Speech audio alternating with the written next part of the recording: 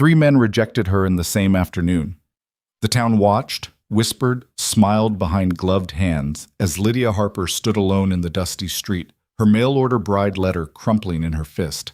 The July sun blazed merciless overhead. Her money was gone. Her pride was shattered.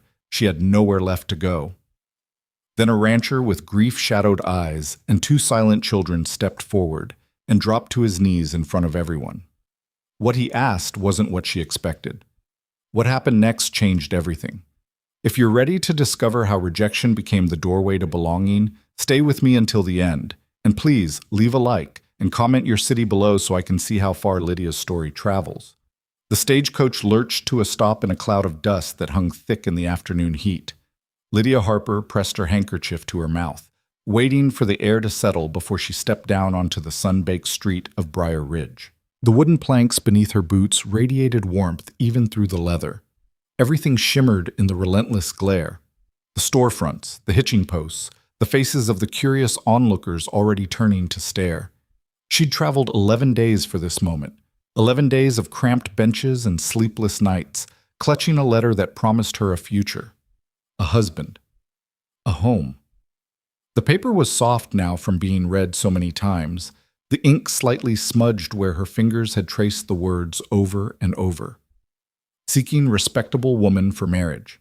Must be of good character and willing disposition. Briar Ridge offers opportunity for the right sort. The right sort. Lydia had convinced herself she was exactly that. The driver handed down her suitcase without ceremony, then climbed back up to his seat. "Good luck to you, miss," he said, and something in his tone made her stomach tighten. Before she could ask what he meant, the coach was already pulling away, leaving her alone in the center of town, with the sun beating down and a dozen pairs of eyes watching from doorways and windows. She squared her shoulders and picked up her case. The Grand Hotel stood directly ahead, its paint peeling in long strips from the brutal summers. A small mercantile occupied the corner, its windows displaying bolts of fabric and tin goods. Across the street, the saloon doors stood open, releasing the smell of whiskey and tobacco smoke into the stifling air. Lydia had been told to wait at the hotel. Mr. Patterson would meet her there at 3 o'clock. It was 10 past 3 now. She made her way up the hotel steps, her skirts collecting dust with every movement. Inside, the lobby offered little relief from the heat. A single fan rotated lazily overhead, stirring air that smelled of old wood and lemon oil. The clerk behind the desk looked up from his newspaper, took one long look at her, and frowned. "Help you?" "I'm here to meet Mr. Patterson," Lydia said, trying to sound confident. "He was supposed to—" "Patterson left about an hour ago." The clerk returned to his paper. "Said he changed his mind." The words hit her like a physical blow. "Changed his mind?" "That's what I said. But I've come all the way from— Did he leave a message? Any explanation?" The clerk shrugged without looking up. "Not my business, miss. You want a room or not?" Lydia's hands trembled as she opened her reticule. She had exactly $3.40 left, enough for maybe 2 nights if she didn't eat. "How much?" $2 a night." She closed the reticule. "I'll need to think about it." Outside, the sun seemed even brighter, even more punishing. Lydia stood on the hotel steps and tried to breathe through the rising panic. Patterson had changed his mind. The man who'd written 3 letters, who'd paid for her stagecoach fare, who'd promised her marriage and security, he'd simply changed his mind. She still had 2 other prospects, 2 other men who'd responded to her advertisement in the matrimonial paper. Mr. Thornton ran the feed store. Mr. Walsh owned a small ranch north of town. Either one of them would do. Either one would be fine. Lydia pulled both letters from her bag and read the addresses. Thornton's Feed and Supply was just down the street. She could be there in 5 minutes. The feed store smelled of grain and leather, dust motes dancing in the shafts of light that cut through the dim interior. A large man in a canvas apron stood behind the counter, writing in a ledger. He looked up when the door opened, and Lydia saw the recognition flash across his face, followed immediately by something else, something that looked like discomfort. "Mr. Thornton?" She stepped forward, forcing a smile. "I'm Lydia Harper." "Lydia, I believe we've corresponded I know who you are." He set down his pen carefully. "Look, Miss Harper, I'm going to be straight with you. When I wrote those letters, I was in a different frame of mind. My mother's come to live with me since then, and she's made it clear she doesn't want another woman in the house. I'm sorry you came all this way, but I can't go through with it." The floor seemed to tilt beneath her feet. "Your mother." That's right. He had the decency to look ashamed at least. "I am sorry, truly." "I see." Lydia's voice sounded distant to her own ears. "Thank you for your honesty." She walked back out into the blazing sunlight and stood there, staring at nothing. 2 rejections in less than an hour. She still had Walsh, the rancher. His letters had been shorter, more practical, but he'd seemed earnest enough. His place was north of town. She'd need to hire a wagon. With what money? A group of women emerged from the mercantile across the street, their voices carrying clearly in the still air. "Is that her?" "Must be. Poor thing. I heard Patterson took one look and decided he couldn't go through with it." "Can you blame him? She's not exactly what a man hopes for." "Hush, Beatrice, she'll hear you." Lydia stood frozen, her face burning with something that had nothing to do with the heat. She wanted to shout at them, to defend herself, but her throat had closed up entirely.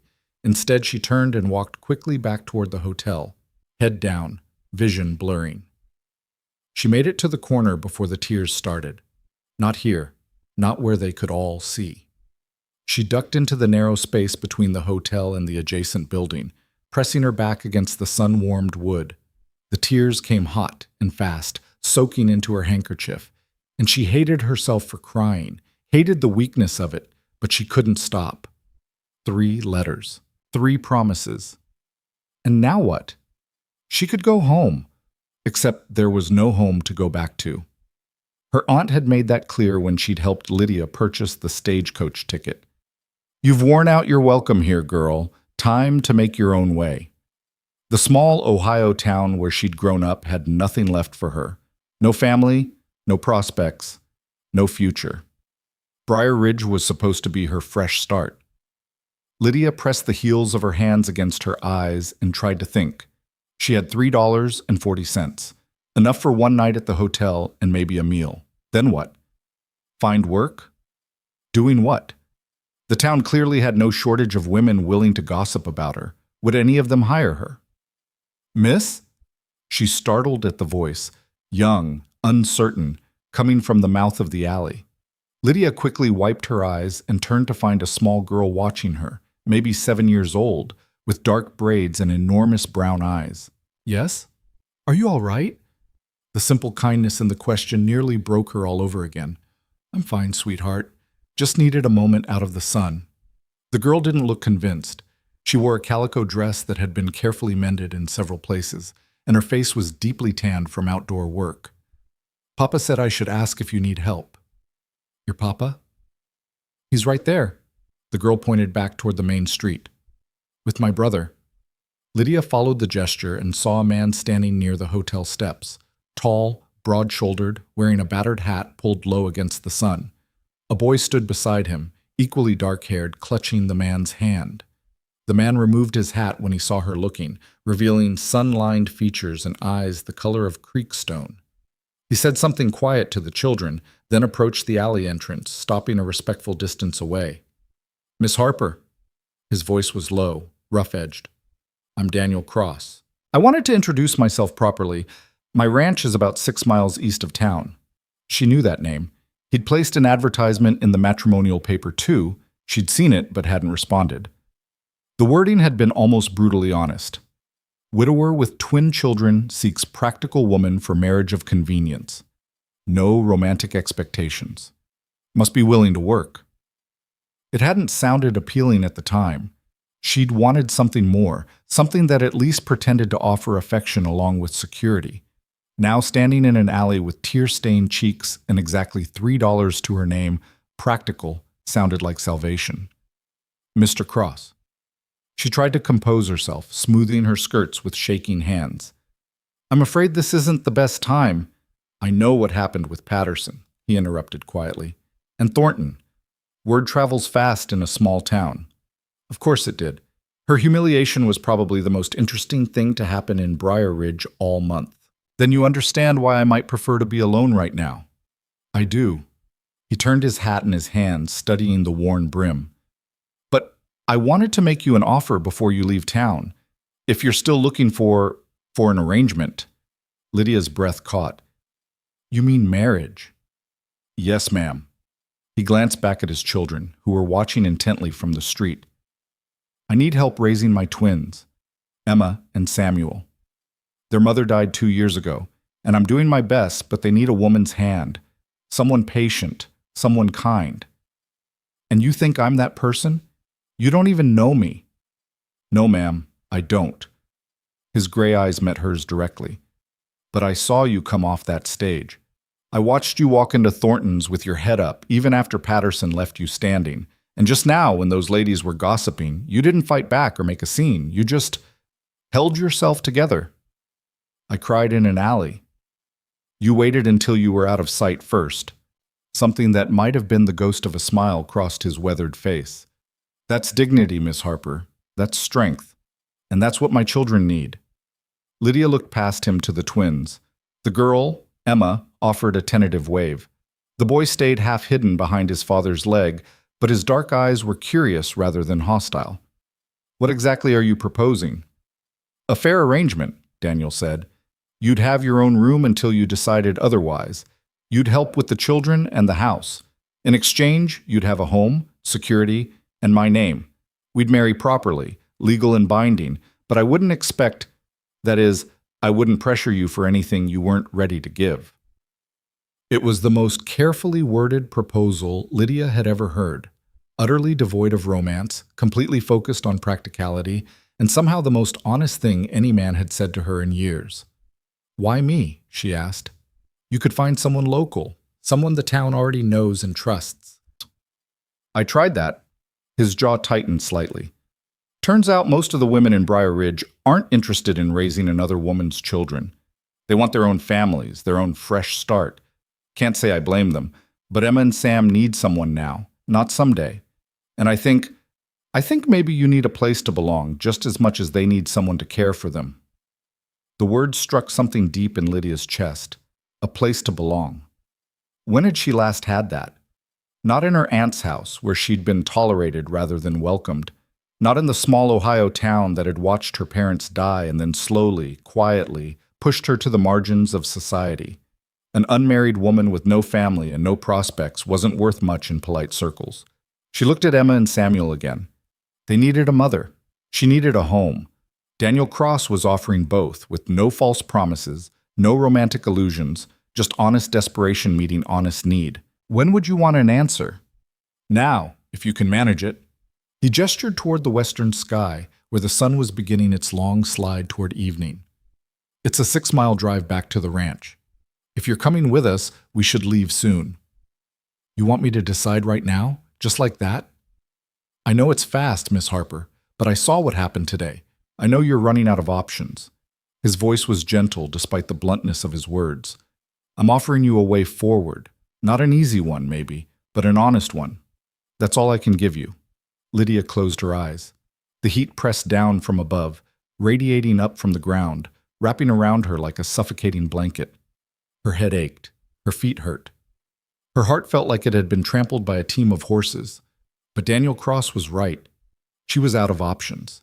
And there was something about his directness, his obvious care for his children, that felt trustworthy in a way Patterson's flowery letters never had. All right, she heard herself say. Yes, I'll go with you. She expected relief to flood his features. Instead, he simply nodded once, replaced his hat, and turned toward his children. Emma, Sam, come meet Miss Harper. The twins approached slowly, Emma leading the way with Samuel pressed close to her side. Up close, Lydia could see they were nearly identical. Same dark hair, same gray eyes, same dusting of freckles across their noses. But where Emma's expression was cautiously curious, Samuel's was guarded, almost frightened. Hello. Lydia knelt down so she was at their eye level, ignoring the dust that immediately clung to her skirts. Your father tells me you need some help around the ranch.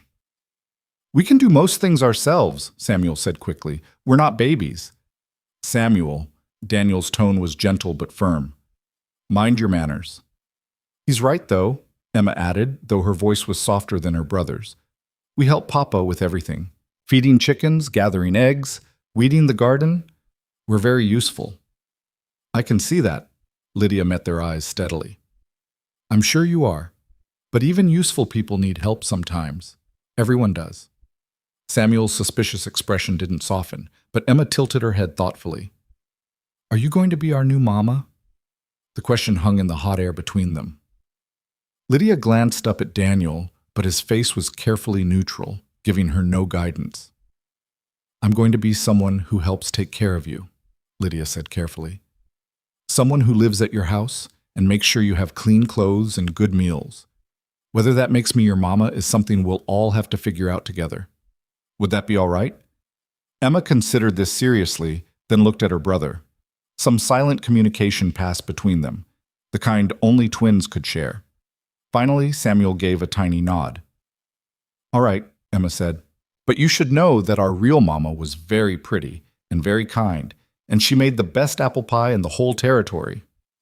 I'll never be able to replace her, Lydia said honestly. I won't even try, but I promise I'll do my very best to be kind to you both. It wasn't enough. She could see that in Samuel's eyes, but it seemed to satisfy Emma, who nodded solemnly. Okay. Daniel cleared his throat. We should collect your things, Miss Harper. I've got the wagon just down the street. I only have the one case. Lydia stood, brushing dust from her skirts. I left it inside the hotel. I'll get it. He was already moving toward the entrance. You three wait in the wagon. Emma, show Miss Harper where it is. Emma grabbed Lydia's hand with surprising confidence and began tugging her toward the street. Come on! Our wagon's the one with the blue paint. Papa made it himself. Samuel trailed behind them, still quiet, still watchful. The wagon was indeed a painted blue, faded but carefully maintained.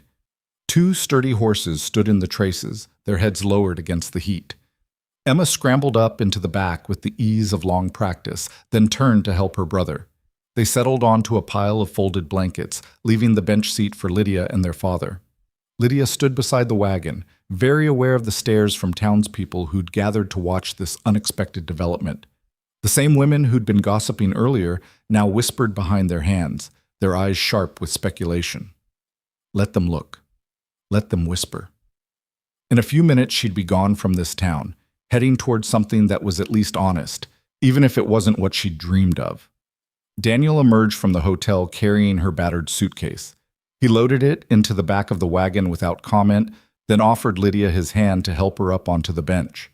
His palm was rough with calluses, his grip strong and steady. Ready? He asked, once they were both seated. Lydia looked back at Briar Ridge one last time, at the dusty street and the peeling paint and the watching faces. This was supposed to have been her new beginning. Instead, it had been a gauntlet of rejection and humiliation. But maybe that wasn't the end of the story. Maybe it was just the painful middle part, the trial that came before something better. I'm ready.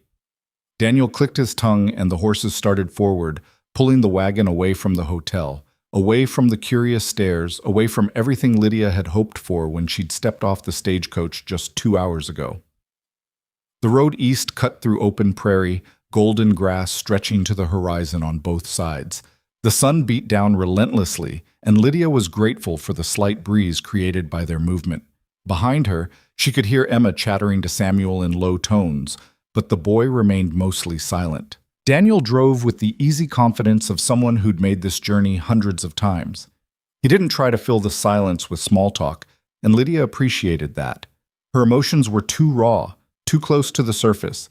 She needed time to breathe, to adjust, to accept what she'd just agreed to. Marriage to a stranger, motherhood to 2 children who'd lost the woman they loved, life on an isolated ranch 6 miles from the nearest town. What had she done? You're wondering if you made a mistake, Daniel said quietly, his eyes on the road ahead. Lydia startled. I didn't say that.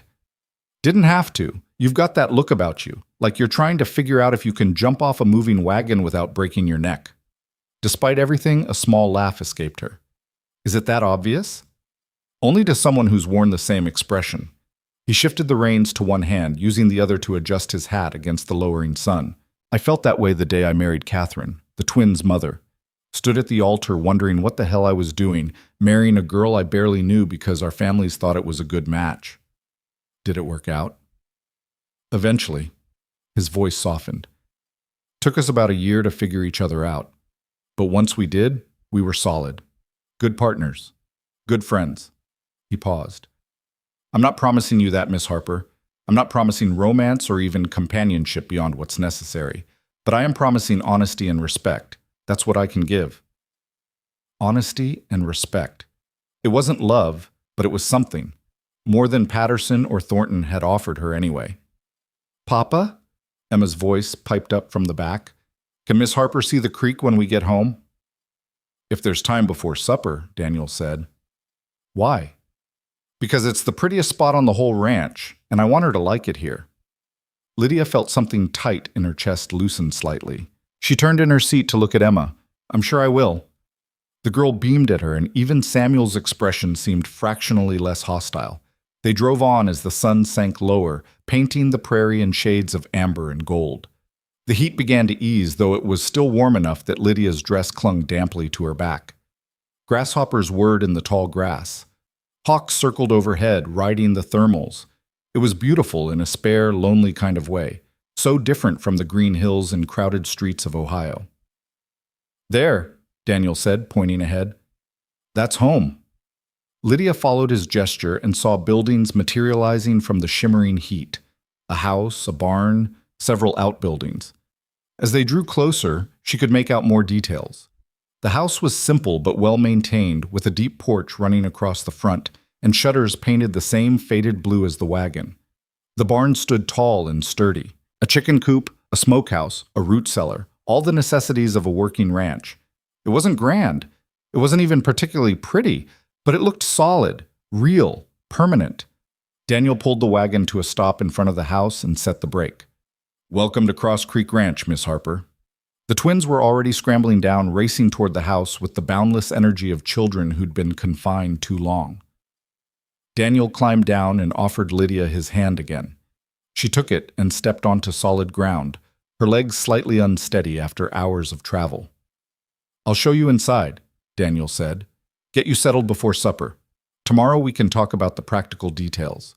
The wedding, what you'll need, how things work around here. The wedding. Right. Because apparently she was getting married tomorrow. Lydia's head spun, but she followed him up the porch steps and through the front door into a dim, blessedly cool interior. The house was spare but clean. A main room served as both kitchen and living space, with a large table, a cook stove, shelves lined with dishes and preserves.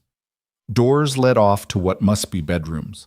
The floor was swept, the surfaces dusted, but there was a masculine starkness to everything.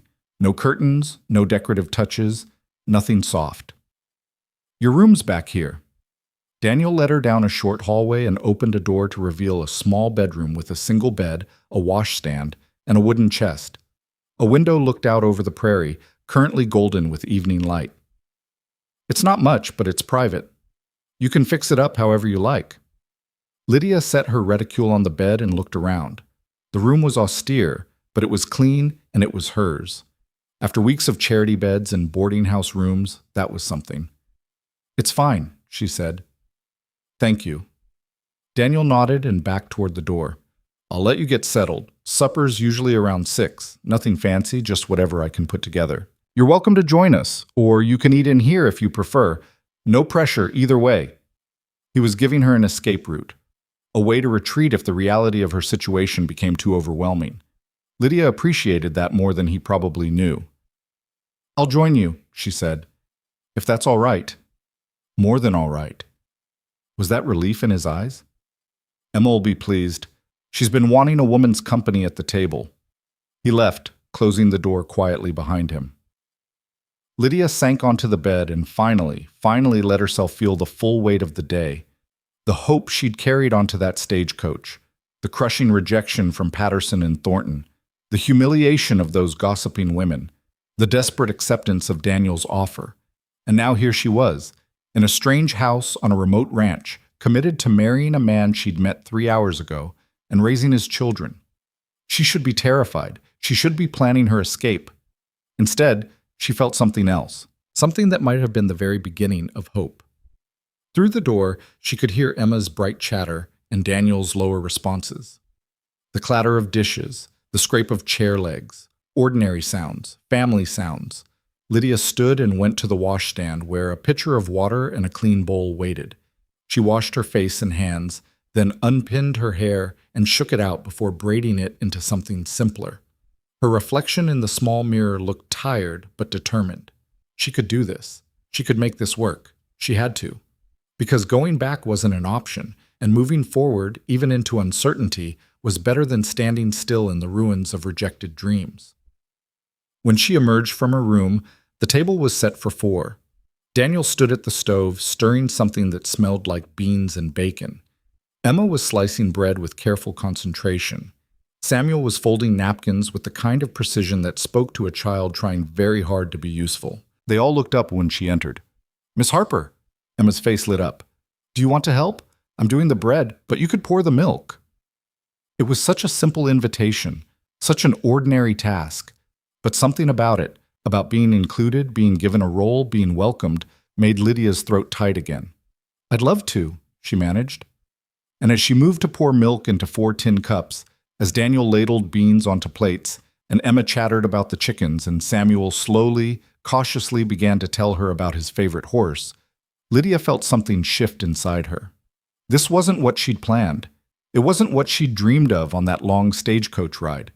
But maybe, just maybe, it could become something good anyway. The sun hadn't yet crested the horizon when Lydia woke to the sound of a rooster crowing. For a moment she lay disoriented in the unfamiliar bed, staring at shadows on an unfamiliar ceiling. Then memory flooded back. The rejections, the wagon ride, Daniel's quiet proposal over a supper of beans and bread. Today she was getting married. She sat up slowly, her body stiff from travel and restless sleep. Through the window, the sky was beginning to lighten from deep indigo to softer shades of purple and pink. The air that drifted through the open sash was surprisingly cool, a relief after yesterday's oppressive heat. Lydia dressed quickly in her best dress, pale gray cotton with modest lace at the collar, carefully preserved for exactly this kind of occasion. She pinned her hair up with trembling fingers, then stood before the small mirror and tried to see herself as a bride. She looked tired, pale, uncertain. But she was here. That had to count for something. When she emerged from her room, she found Daniel already in the kitchen, coffee brewing on the stove. He'd shaved and changed into a clean shirt, though he still wore his work pants and boots. He looked up when she entered, and something flickered in his gray eyes. Surprise, maybe, or appreciation. "Morning," he said. "Coffee's almost ready?" "Thank you." Lydia moved to the table, unsure what else to say. The weight of what they were about to do hung between them like morning mist. Daniel poured 2 cups and brought them to the table, settling into the chair across from her. "I've been thinking about how to do this. Reverend Miller lives in town. He could marry us there, but that means another trip to Briar Ridge, and I thought maybe you'd had enough of that place for a while." Lydia wrapped her hands around the warm cup, grateful for something to hold. "I appreciate that. There's a circuit preacher who comes through the valley every few weeks. Brother Thomas. He's supposed to be at the Hendersons' place today for a baptism. I sent word last night asking if he'd stay on to perform a wedding ceremony. Should hear back this morning. That's very efficient of you." A ghost of a smile crossed Daniel's face. "I'm a practical man, Miss Harper. When I make a decision, I don't see much point in drawing it out. Even when that decision is marriage? Especially then." He took a long drink of coffee. "I've been alone with 2 children for 2 years. Every day I wait is another day they go without what they need, and another day you spend in limbo wondering if this is real or if I might change my mind like those other men." The directness of it should have been jarring, but somehow it wasn't. Lydia found his honesty easier to bear than false romance would have been. "What do I need to know?" she asked. "About the ceremony? About after?" Daniel set down his cup. "The ceremony will be simple. Just us, the twins, Brother Thomas, and maybe the Hendersons if they want to witness. As for after," he paused, choosing his words carefully. "I meant what I said yesterday.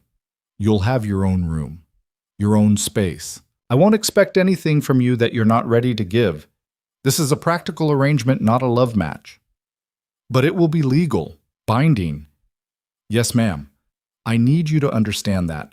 Once we speak those vows, you'll be my wife in the eyes of the law and the community. I won't take that lightly, and I'll expect the same from you. Lydia met his steady gaze. I don't take vows lightly either, Mr. Cross. When I commit to something, I see it through. Good.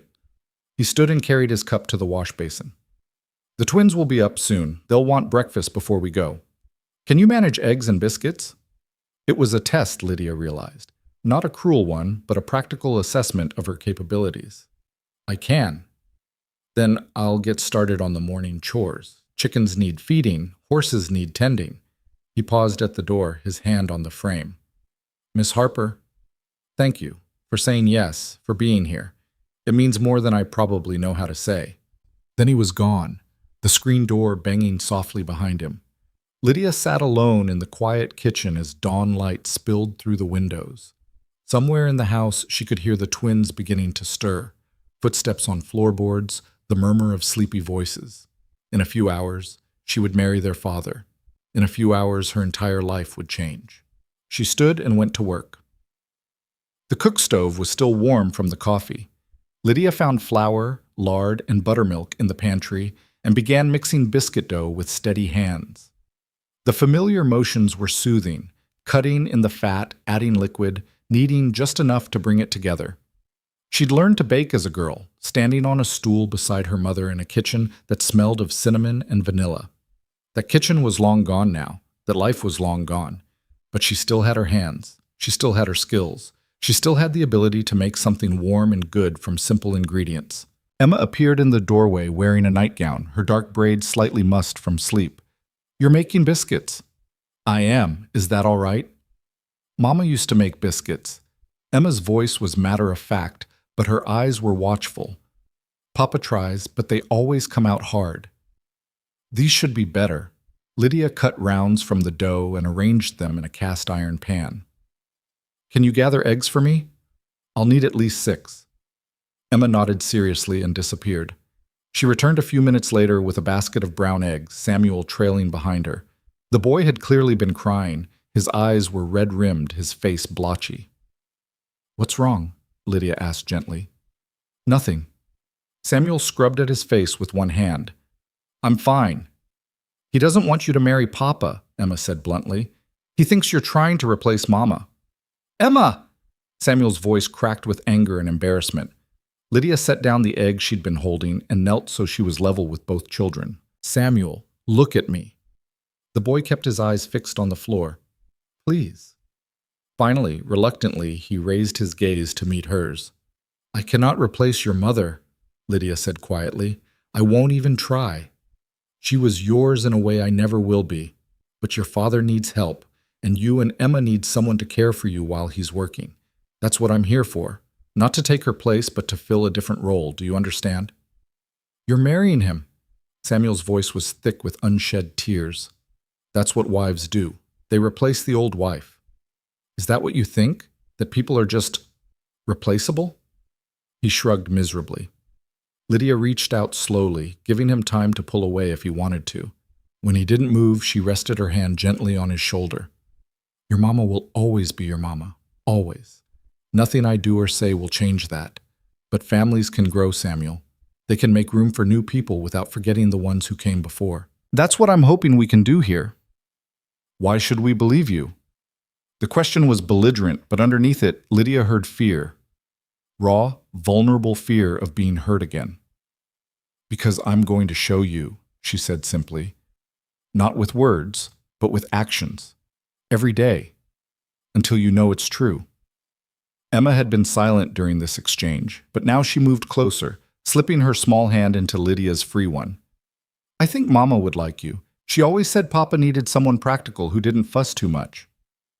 The vote of confidence was so unexpected that Lydia felt her eyes sting with sudden tears. She blinked them back quickly. That's very kind of you to say. Samuel pulled away from her touch, but his expression had softened slightly. I'm still not calling you Mama. I wouldn't expect you to. But I'll try not to be mean. That's all I ask. Lydia stood and returned to the eggs. Now how do you two like your eggs cooked? The morning passed in a blur of preparation. Breakfast was eaten quickly, the biscuits disappearing faster than Lydia could have imagined. Daniel came in smelling of hay and horses, his sleeves rolled up, and devoured 4 biscuits with butter and jam while praising her cooking in his quiet way. Then there was cleaning up, getting the twins dressed in their Sunday clothes, braiding Emma's hair while the girl chattered nervously about whether Brother Thomas would remember her from Christmas service. Samuel remained subdued but not actively hostile, which Lydia counted as progress. By the time a rider appeared on the horizon with news that Brother Thomas was ready for them at the Henderson place, Lydia's hands were shaking so badly she had to clasp them together to hide it. Daniel noticed anyway. "You all right?" "Just nervous." "That makes 2 of us." He offered her his arm, a surprisingly formal gesture. "Ready?" She wasn't. She's not even close. But she took his arm anyway. "Ready." The Henderson Ranch was about 3 miles west, a prosperous spread with whitewashed buildings and well-tended fields. By the time they arrived, a small group had gathered on the front porch. Brother Thomas in his black coat, the Hendersons and their grown children, and a few neighbors who'd apparently stayed after the baptism to witness the unexpected wedding. Lydia felt their eyes on her as she climbed down from the wagon, felt the weight of their curiosity and speculation. Did they know about Patterson and Thornton? Had the gossip already spread this far? Mrs. Henderson, a comfortable-looking woman with iron-gray hair, came forward with a warm smile. "Miss Harper, how lovely to meet you properly. I'm Margaret Henderson. Don't look so worried, dear. We're all friends here." "Thank you." Lydia managed to return the smile, though her stomach was churning. "Let me see to the children while you and Daniel speak with Brother Thomas. Emma, Samuel, there's fresh lemonade in the kitchen and some cookies if you're interested." The twins looked to their father for permission. Daniel nodded and they scampered off, Emma pulling Samuel along by the hand. Brother Thomas was a lean man with kind eyes and work-worn hands. He shook Daniel's hand firmly, then turned to Lydia. "Miss Harper, Daniel tells me you've come a long way to be here." "Yes, sir, from Ohio." "A brave journey for a woman alone." He studied her face carefully. "Are you certain about this marriage? There's no shame in taking more time to know each other if you need it." The question was gentle but direct. Lydia appreciated that he was giving her an out, one last chance to reconsider. But where would she go if she said no? Back to Briar Ridge with $3 in her pocket and nowhere to sleep? Back to Ohio to throw herself on her aunt's mercy? No, she'd made her choice. She would see it through. "I'm certain," she said clearly. Brother Thomas nodded.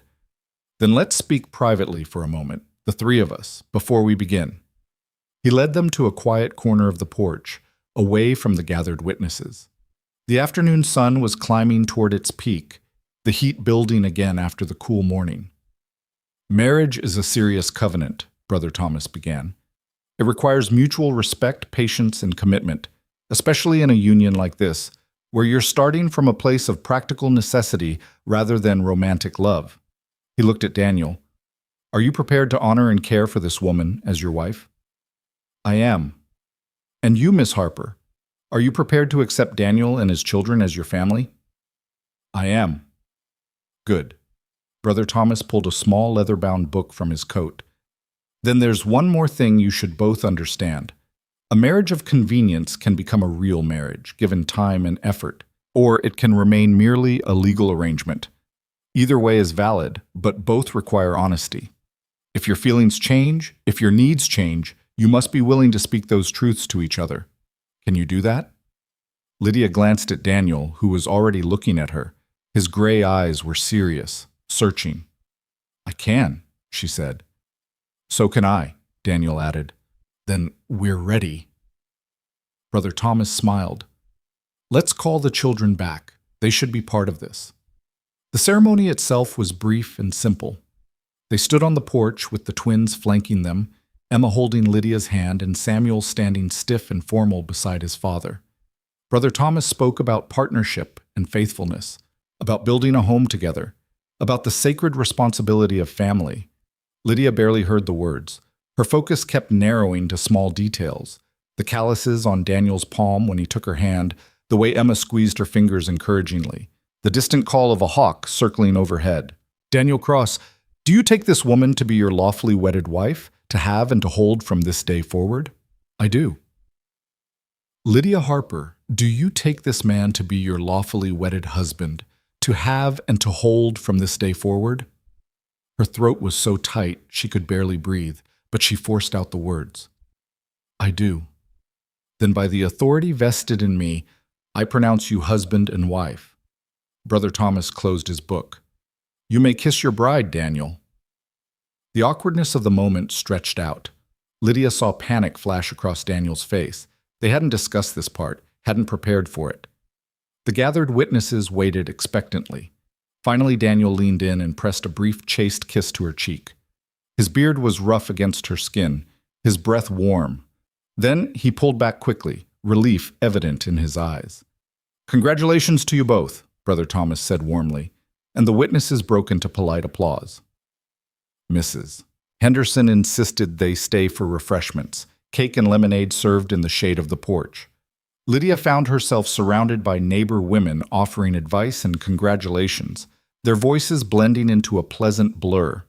Emma stayed close to her side, clearly proud to show off her new mother to anyone who would pay attention. Samuel kept his distance, standing with his father and the men, but his expression was less hostile than it had been that morning. Progress, Lydia thought. You've done a good thing, Mrs. Henderson said quietly, catching Lydia alone for a moment. Those children need a mother's touch, and Daniel needs a partner. Don't let the gossips in town make you doubt that. You've heard about yesterday, then. Small towns talk, dear, but most of us out here in the valley know that Patterson's a fool and Thornton's a mama's boy. You're better off with Daniel. He's solid, honest, and he'll stand by you. Thank you. Lydia meant it. After the cruelty of Briar Ridge's judgment, Margaret Henderson's kindness felt like water in the desert. The sun was beginning its descent when they finally loaded back into the wagon. Emma was tired and happy, leaning against her brother as they rattled homeward. Samuel was quiet, but he'd accepted a piece of cake from Lydia without complaint, which she took as a small victory. Daniel drove in silence, his attention on the road. But when they were about halfway home, he spoke suddenly. You handled that well. The ceremony, the neighbors, all of it. I'm not sure what else I could have done. You could have panicked, could have changed your mind at the last second, could have made it clear this was all just necessity. He paused. Instead, you made it feel almost real. Lydia looked at him sharply. It is real, isn't it? We spoke vows, we signed papers. That's not what I mean. Daniel shifted the reins, searching for words. I mean, you made it feel like it mattered. Like we mattered, that's more than I expected. The vulnerability in his voice surprised her. This quiet, practical man had expected so little, had hoped for so little beyond the basic transaction they'd agreed to. It does matter, Lydia said softly. You matter. Emma and Samuel matter. I wouldn't have done this otherwise. He didn't respond, but something in his posture relaxed slightly. When they reached the ranch, the twins were asleep in the back of the wagon. Daniel carried Samuel while Lydia guided Emma, the girl's drowsy weight leaning heavily against her side. They settled the children in their shared bedroom, pulling off shoes and tucking them under light quilts despite the lingering warmth. Emma's eyes fluttered open as Lydia smoothed her hair back. Are you really going to stay? I really am. Promise? I promise. Emma smiled and drifted back to sleep. In the hallway, Daniel stood waiting, his hat in his hands. The evening light through the windows cast long shadows across the floor. There's something I should show you, he said, before it gets full dark. He led her outside across the yard to where a small creek ran through a grove of cottonwood trees. The water moved slowly over smooth stones, catching the last golden light of day. The air was cooler here, fresher, scented with damp earth and green growing things. This is why I named the place Cross Creek Ranch, Daniel said. This spot right here. Catherine loved it. She used to bring the twins down here when they were babies, let them play in the shallow parts while she sat on that rock and read or sewed or just existed. He cleared his throat. I wanted you to know about it, in case you need a place to breathe sometimes. Lydia understood what he was really saying. This was sacred ground, a place where his late wife's memory lived. He was sharing it with her not to burden her, but to include her, to give her a piece of what made this land home. Thank you for showing me. They stood in comfortable silence, watching the creek flow past. Somewhere in the cottonwoods, an evening dove called out its mournful song.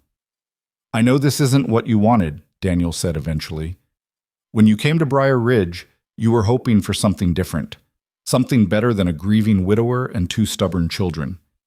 I was hoping for security and a place to belong, Lydia corrected gently. That's what you've offered me. The rest we'll figure out as we go. What if we can't figure it out? What if this doesn't work? Then we'll deal with that when it happens. She turned to look at him directly. But I don't plan on giving up easily, Daniel. I made vows today. I intend to keep them. His gray eyes searched hers in the dimming light. You're stronger than you look, Lydia Harper. Lydia Cross, she corrected quietly. Something shifted in his expression. Surprise, then a slow warmth that softened the hard lines of his face. Lydia Cross, he repeated. I'll try to remember that. They walked back to the house together as stars began to emerge overhead. The day had been long and strange and emotionally exhausting, but Lydia felt steadier than she had since stepping off that stagecoach. She had a name now, a home, a family, however fragile and uncertain. It wasn't what she'd dreamed of in those dark hours on the road to Briar Ridge, but it was real, it was hers, and she would fight to keep it. Inside, Daniel lit lamps while Lydia pulled together a simple supper from yesterday's leftover beans and fresh bread. They ate in quiet companionship, too tired for much conversation. When the meal was finished, Daniel pushed back from the table. I'll check on the twins one more time, then turn in. Morning comes early. I'll clean up here.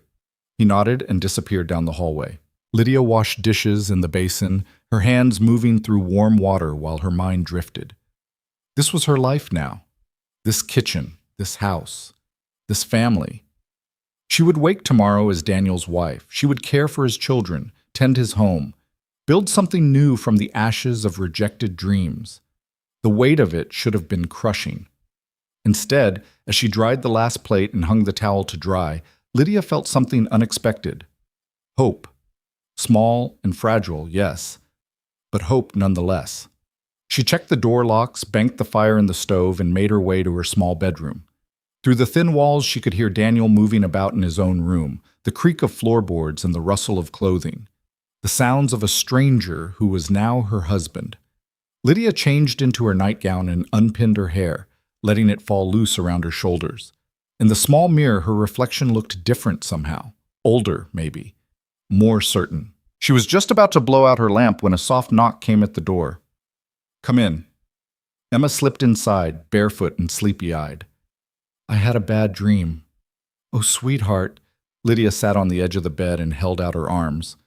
Without hesitation, Emma climbed into her lap, tucking her head under Lydia's chin. I dreamed you left, the girl whispered. Like Mama did. Your mama didn't leave on purpose, Emma. She didn't want to go. I know, but she's still gone. Emma's voice was small and frightened.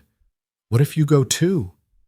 Lydia wrapped her arms tighter around the child and rocked slowly, the way her own mother had once rocked her. I'm not going anywhere. I promised you, remember? And I keep my promises. Even when it's hard? Especially when it's hard. They sat like that for a long time until Emma's breathing deepened and her weight grew heavy with returning sleep. Lydia carried her back to the twins' room and tucked her in beside Samuel, who hadn't stirred. When she returned to her own room, she found Daniel standing in the hallway, clearly having heard Emma's visit. She's fine, Lydia said quietly. Just needed reassurance. She gets those dreams sometimes. Usually I'm the one who sits with her until she calms down. I don't mind doing it. Daniel studied her for a long moment. You're good with them. Better than I expected. They're good children. They make it easy. They're grieving children. They make it complicated. Grief is always complicated. Lydia leaned against her doorframe, suddenly exhausted. But it's also honest. I'd rather deal with honest grief than false cheer. Catherine would have liked you, Daniel said unexpectedly. She had no patience for people who pretended everything was fine when it wasn't. It was the first time he'd voluntarily spoken about his late wife in Lydia's presence. The trust implied in that small revelation made her throat tight. I wish I could have known her. So do I. He cleared his throat roughly. Well, good night, Lydia. Good night, Daniel. She closed her door and stood in the darkness for a moment, listening to his footsteps retreat down the hall. Then she climbed into bed and stared at the ceiling, watching shadows shift as clouds passed over the moon outside. This was her wedding night. In any normal marriage, she would be sharing a bed with her husband right now, beginning the intimate partnership that was supposed to define matrimony. Instead, she lay alone in a narrow bed in a stranger's house, listening to the prairie wind whisper against the windows. But somehow it didn't feel wrong. It felt like the beginning of something, tentative and uncertain, yes, but genuine, real, built on honesty rather than romantic illusion. Lydia closed her eyes and let herself drift toward sleep, thinking about Emma's weight in her arms, Daniel's quiet gratitude, Samuel's grudging acceptance, thinking about the creek and the cottonwoods and the way the evening light had turned everything golden. This was her life now. Her family, her home.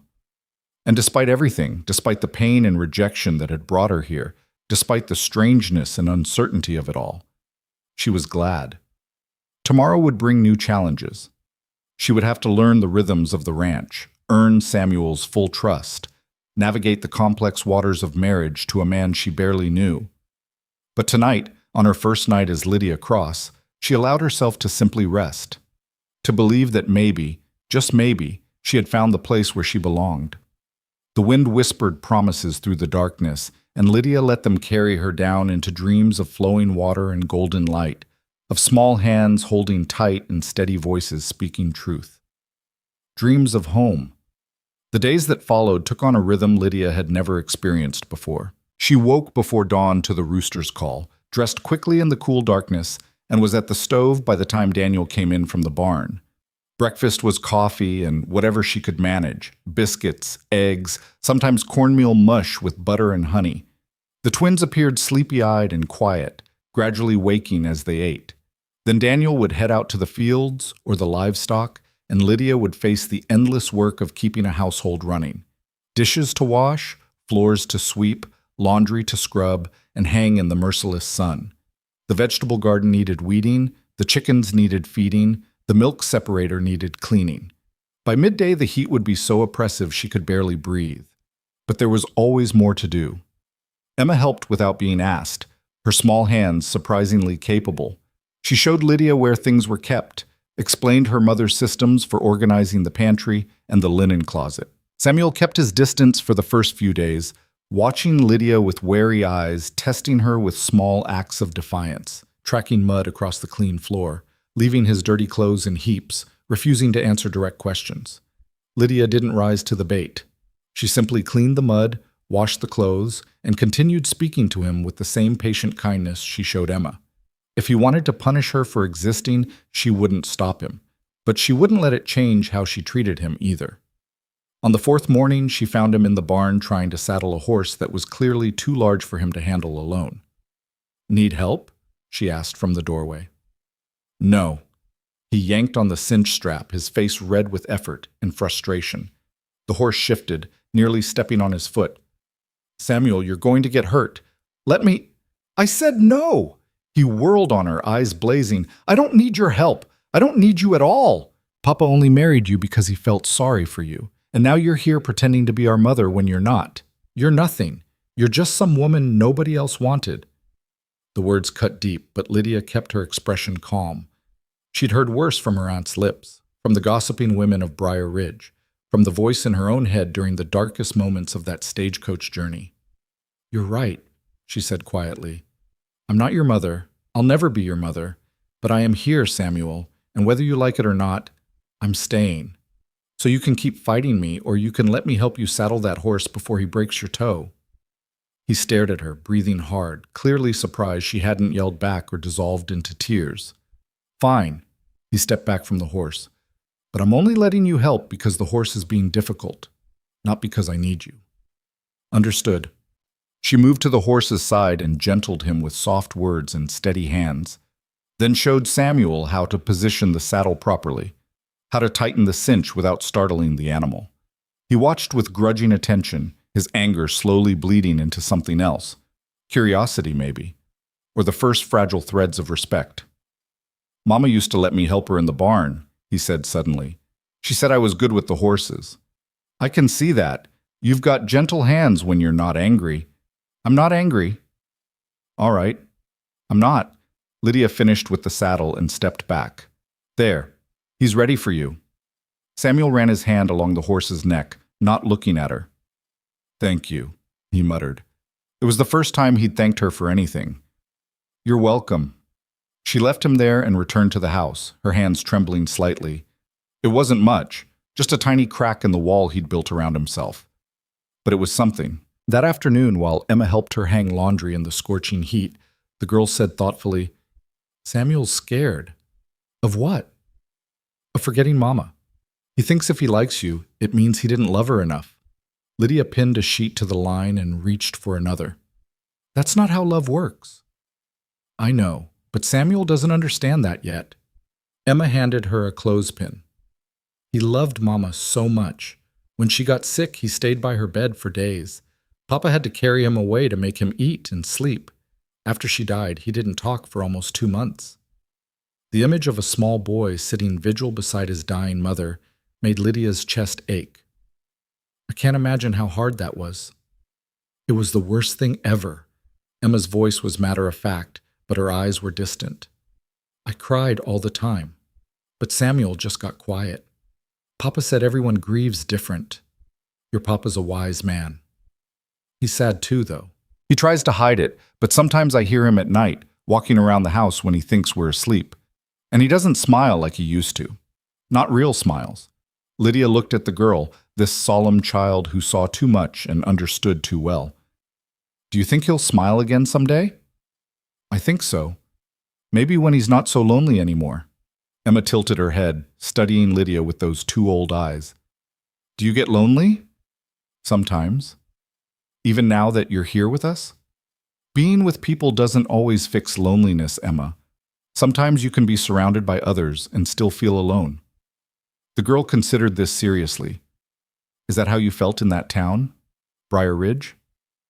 "Yes, very much so." "Well, you're not alone anymore. You're part of our family now." Emma said it with such simple certainty that Lydia had to blink back sudden tears. "And families take care of each other. That's what Mama always said." Lydia set down the laundry basket and knelt in front of Emma, taking both the girl's small hands in hers. "Your Mama was right. And I promise you, Emma, I'm going to take care of this family the very best I can." "I know you will." Emma threw her arms around Lydia's neck in a fierce hug. "That's why I'm glad you're here." They finished the laundry in companionable silence, the sheets snapping in the hot wind. When they returned to the house, Lydia found Daniel sitting at the kitchen table, an unopened letter in his hands and a grim expression on his face. "What's wrong?" He looked up, seeming to register her presence slowly. "Letter from town. There's fever spreading through the valley. 3 families already affected. The Millers, the Johnsons, and the Pratts." Lydia's stomach clenched. Summer fevers were dangerous, especially for children. "How bad?" "Bad enough that Doc Patterson sent word for everyone to stay clear of those homesteads until the sickness passes. He's quarantining the affected families." "We should send food," Lydia said immediately, "and medicine if we have any to spare." Daniel's expression softened slightly. "That's kind of you, but Doc says the best thing we can do is keep our own family healthy. Keep the children away from town, away from other folks. Wait it out." "For how long?" "However long it takes." He stood and moved to the window, staring out at the sun-baked prairie. "Could be a week, could be a month. These things are unpredictable." Emma appeared in the doorway, Samuel behind her. They'd clearly been listening. "Are we going to get sick?" Emma's voice was small. "Not if I can help it," Daniel said firmly. "We're staying put. No trips to town, no visits to neighbors. We have enough supplies to last us a good while." "What about church on Sunday?" Emma asked. "I like church." "No church until the fever passes. Brother Thomas will understand." Samuel's face was pale. The Pratts have kids our age. Billy and Sarah. I know, son. Are they going to die? The question hung in the air, stark and terrible. Daniel's jaw worked, but he couldn't seem to find words that would be both honest and comforting. Lydia moved to stand beside the twins, placing a gentle hand on each of their shoulders. We don't know what will happen, Samuel, but Doc Patterson is doing everything he can for those families, and we're going to do everything we can to keep all of us safe. That means being smart, being careful, and staying together. Mama died from a fever, Samuel said flatly. In the summer, just like now. I remember, sweetheart. So we could die too. We're not going to die. Daniel's voice was rough with emotion. Not if we're careful. Not if we follow the rules. But Lydia could see the fear in his eyes, the memory of loss that made his hand shake slightly as he folded the letter and tucked it into his shirt pocket. He'd already lost his wife to summer sickness. The terror of losing his children the same way must be crushing. That night, Lydia lay awake listening to the house settle around her. Through the walls, she could hear Daniel pacing in his room, his footsteps a restless rhythm across the floorboards. She wanted to go to him, to offer comfort, but what could she say? What comfort could a woman of 4 days' acquaintance possibly provide? She was still lying there, staring at the ceiling, when a small sound made her freeze. A cough. Dry and harsh, coming from the twins' room. Lydia threw off her covers and hurried down the hall, her heart hammering. She pushed open their door to find Emma sitting up in bed, coughing into her hands. In the moonlight streaming through the window, the girl's face looked flushed. Emma? Lydia crossed the room quickly and pressed her hand to the child's forehead. Heat radiated against her palm. Oh no! Daniel appeared in the doorway, clearly having heard the same sound. What's wrong? She's burning up. He was at Emma's side in 3 strides, his large hand gentle on her face. The fear in his eyes was primal, visceral. Emma, sweetheart, how do you feel? Hot. Her voice was small and scratchy. My throat hurts. It's the fever, Daniel breathed. She's caught the fever. We don't know that. Lydia tried to keep her voice calm despite her own rising panic. It could just be a summer cold. Children get them all the time. Or it could be what killed Catherine. Daniel's voice cracked. What if I lose her too? Samuel woke up at the commotion, his eyes wide with terror. Emma? I'm okay, Emma managed, though another cough racked her small frame. Lydia forced herself to think past the fear. Daniel, I need you to get me cool water and clean cloths. Samuel, you're going to help me prop Emma up with extra pillows. We need to keep her comfortable. I should ride for Doc Patterson, Daniel said. No. Lydia caught his arm. You heard what he said. The families with fever are quarantined. If you go to town now, if you bring him back here, you risk exposing all of us to whatever's spreading. We handle this ourselves. I can't. If she dies because I didn't, she's not going to die.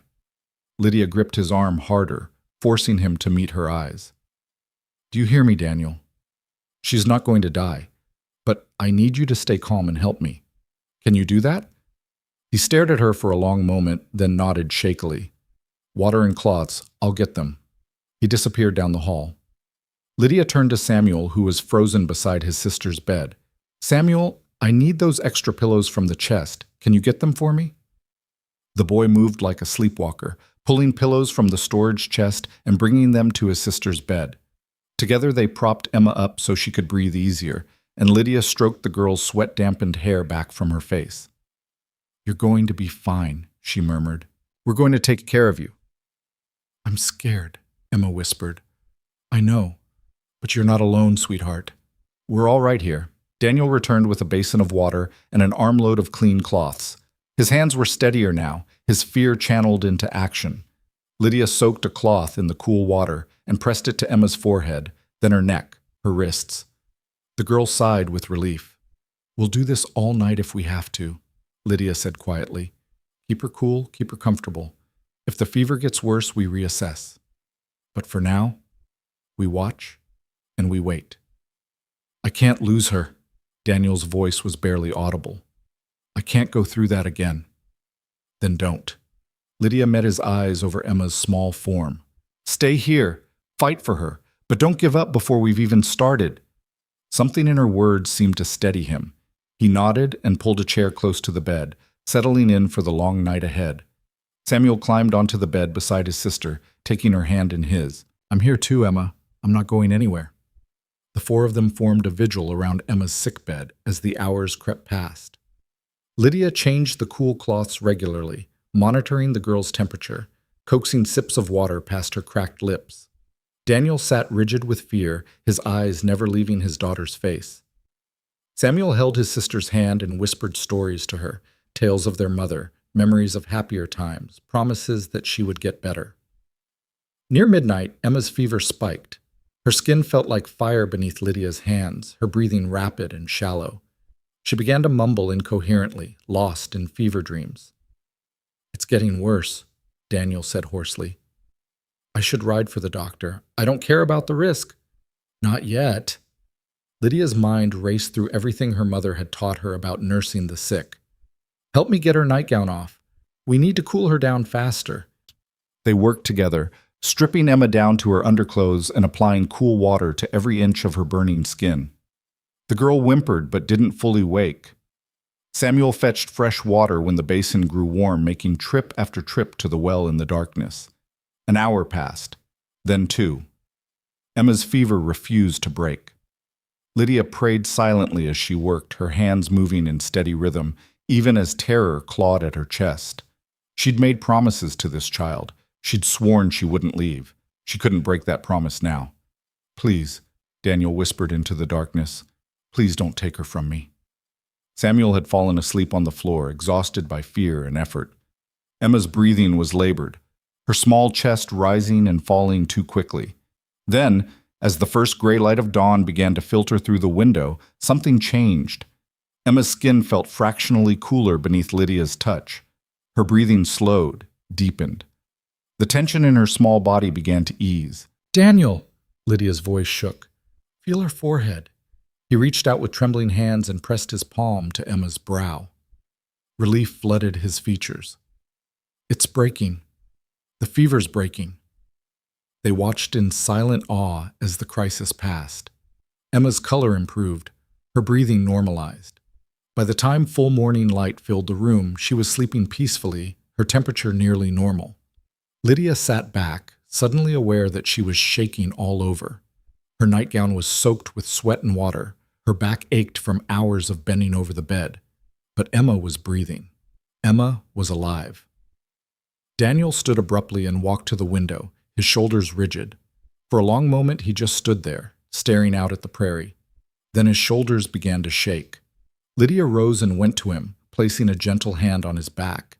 He turned and pulled her into a fierce embrace, his face buried against her shoulder as silent sobs racked his frame. She held him, this strong man breaking apart with relief and remembered grief, and let him take whatever comfort he needed.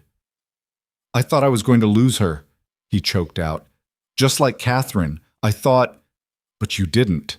She's going to be fine. Because of you. He pulled back enough to look at her, his eyes red-rimmed and raw. You saved her. You knew what to do. You stayed calm. You didn't give up. We saved her. All of us together. No. His hands gripped her shoulders. You did this, Lydia. If you hadn't been here. His voice broke again. Samuel stirred on the floor, waking to find his father holding their stepmother in the strengthening dawn light. The boy's eyes widened, but before he could speak, Emma's voice came soft and scratchy from the bed. Papa? Daniel released Lydia and rushed to his daughter's side, gathering her into his arms with infinite gentleness. I'm here, baby. I'm right here. I had scary dreams. I know, but they're over now. You're going to be all right. Emma's gaze found Lydia standing by the window. You stayed. Of course I stayed. I promised you, didn't I? You kept your promise. I always will. Samuel got to his feet and crossed to Lydia's side. He stood there for a moment, struggling with something internal, then suddenly wrapped his arms around her waist and pressed his face against her side. Thank you, he whispered. Thank you for saving her. Lydia's hand came up to stroke his dark hair, tears finally spilling down her cheeks. You helped save her too, Samuel. You were so brave. They stood like that for a long moment. Lydia and Samuel by the window, Daniel and Emma on the bed, the morning light washing over them all. A family bound together by crisis, by fear, by the fierce determination to protect each other. Daniel looked over at them, and for the first time since Lydia had met him, she saw something like hope in his weathered face. The day passed in careful vigilance. Emma slept most of it, waking only for sips of water and a few bites of broth. Her fever stayed down, her breathing remained clear. By evening, she was well enough to complain about being confined to bed, which Lydia took as an excellent sign. Samuel refused to leave his sister's side except when Lydia forced him to eat and rest. Daniel moved through his chores mechanically, checking on Emma every hour as if afraid she might slip away when he wasn't looking. Lydia held the household together through sheer force of will. She cooked, cleaned, tended the livestock, all while monitoring Emma's condition. Her body ached with exhaustion, but she didn't dare stop. If she stopped, if she let herself feel the full weight of what had almost happened, she might collapse entirely. That night, after Emma had eaten a full bowl of soup and pronounced herself almost completely better, after Samuel had finally fallen asleep in his own bed, after the lamps were extinguished and the house was quiet, Lydia found herself standing on the front porch staring up at the stars. She heard the screen door open behind her, knew without looking that it was Daniel. "Can't sleep?" he asked quietly. "Too much running through my head." He came to stand beside her, close enough that she could feel the warmth radiating from his body in the cooling night air. "I owe you an apology." "For what?" "For marrying you out of desperation. For bringing you into this without really considering what I was asking. For expecting you to just handle everything." He paused. "You deserved better than that." "Daniel, let me finish." His voice was rough but determined. "When I saw you in that alley, crying because men had rejected you, I saw an opportunity. Someone who needed a home as much as I needed help. It was a transaction in my mind, practical, necessary, but not personal." Lydia waited, her heart beating hard against her ribs. "Tonight changed that," Daniel continued. "Watching you fight for Emma, seeing how much you care about children you barely know, realizing that you've become part of this family in just a few days." He turned to face her fully. "You're not a transaction, Lydia. You're a blessing. And I'm sorry it took me this long to see it." The words hit her like a physical force. She'd expected gratitude, maybe, appreciation, but this raw honesty, this acknowledgement of her worth, it was more than she'd ever hoped for. "I didn't do anything special," she managed. "Any mother would have done the same." "But you're not their mother. You don't have to care this much. You could have helped from a distance, kept yourself separate, honored the letter of our agreement without giving anything more." His hand came up to cup her face gently. "Instead, you gave everything. You stood with us in the worst moment, and you didn't flinch." Lydia closed her eyes, leaning into his touch. "I made vows, Daniel. I meant them." "So did I. But I didn't understand what they meant until tonight." His thumb brushed across her cheekbone, catching a tear she hadn't realized had fallen. "I want to do better. Be better. Not just as a business arrangement, but as a real partnership, if you're willing." She opened her eyes and found him looking at her with an intensity that made her breath catch. This was the man beneath the grief and the practical exterior. This was Daniel Cross seeing her, really seeing her, for the first time. "I'm willing," she whispered. Something passed between them in that moment, something that felt like the beginning of something true. Not love, not yet, but the foundation on which love could be built. Trust, respect, genuine care. Daniel leaned forward slowly, giving her time to pull away if she wanted. When she didn't move, he pressed his lips to her forehead in a kiss that was tender and full of unspoken promise. "Thank you," he murmured against her skin, "for everything." They stood together on the porch as the night deepened around them, and Lydia felt the last of her fear and uncertainty begin to ease. This wasn't the fairy tale she'd imagined on that stagecoach. It was harder, messier, built on crisis and desperation rather than romance. But it was real, and it was hers, and that made it more valuable than any dream. Emma's recovery was swift. Within 3 days, she was back to her usual self, helping Lydia in the garden and chattering endlessly about everything and nothing. But the fever's passing left something changed in the household, something that went deeper than relief. Samuel stopped testing Lydia with small rebellions. Instead, he began seeking her out, asking her opinion on which horse to ride, showing her a bird's nest he'd found, sitting beside her at meals without the usual wariness in his eyes. He still didn't call her mama, but the word Lydia came easier to his lips now, almost warm.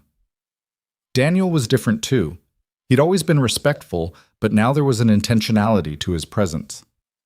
He lingered over morning coffee, asking about her plans for the day. He came in from the fields at noon to share the midday meal instead of eating alone by the creek. And in the evenings, after the twins were in bed, he'd join her on the porch where they'd talk about small things, the weather, the crops, memories of their separate childhoods, gradually building a foundation of shared understanding. A week after Emma's fever broke, a rider came from town with news. The sickness had passed through the valley like a summer storm, sudden and brutal. 2 families had lost children, the Johnsons' youngest boy, the Pratt's daughter, Sarah. Samuel went very quiet when he heard. He'd played with Sarah at church gatherings, built forts with her in the cottonwoods. Now she was gone. That night, Lydia found him sitting alone by the creek, throwing stones into the water with mechanical precision. "Mind if I join you?" she asked. He shrugged, but didn't tell her to leave, so she settled onto the smooth rock beside him. They sat in silence for a while, watching the water flow past. Finally, Samuel spoke, his voice rough. "Why did Emma get better when Sarah didn't?" "I don't know, sweetheart." "That's not an answer." "I know, but it's the only honest one I have."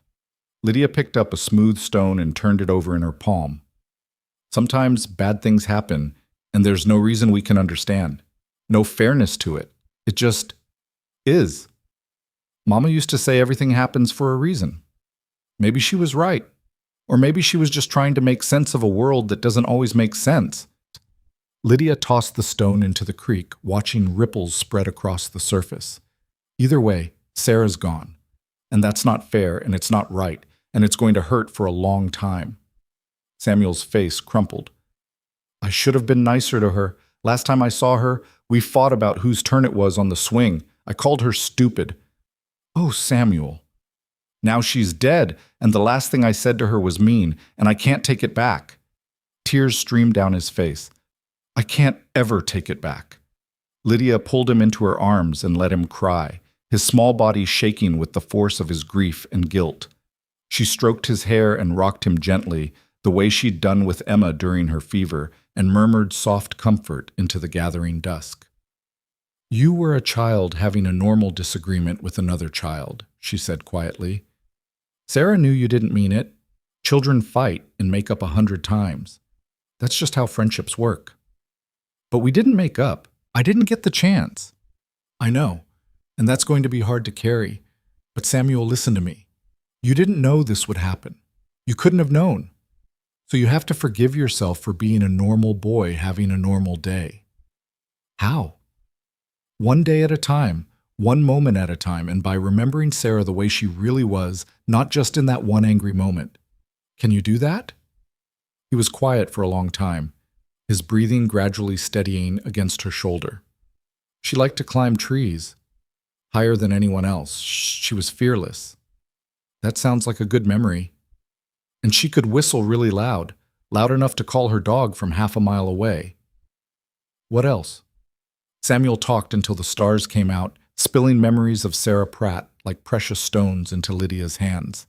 And with each memory, some of the guilt seemed to ease from his small shoulders, replaced by the cleaner pain of honest grief. When he finally fell silent, Lydia asked gently, "Ready to go back to the house?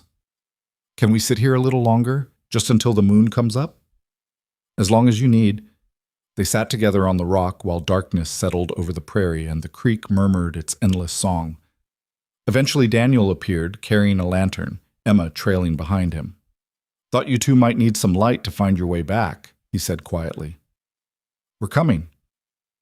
Lydia helped Samuel to his feet, and together the four of them walked through the darkness toward the warm glow of home.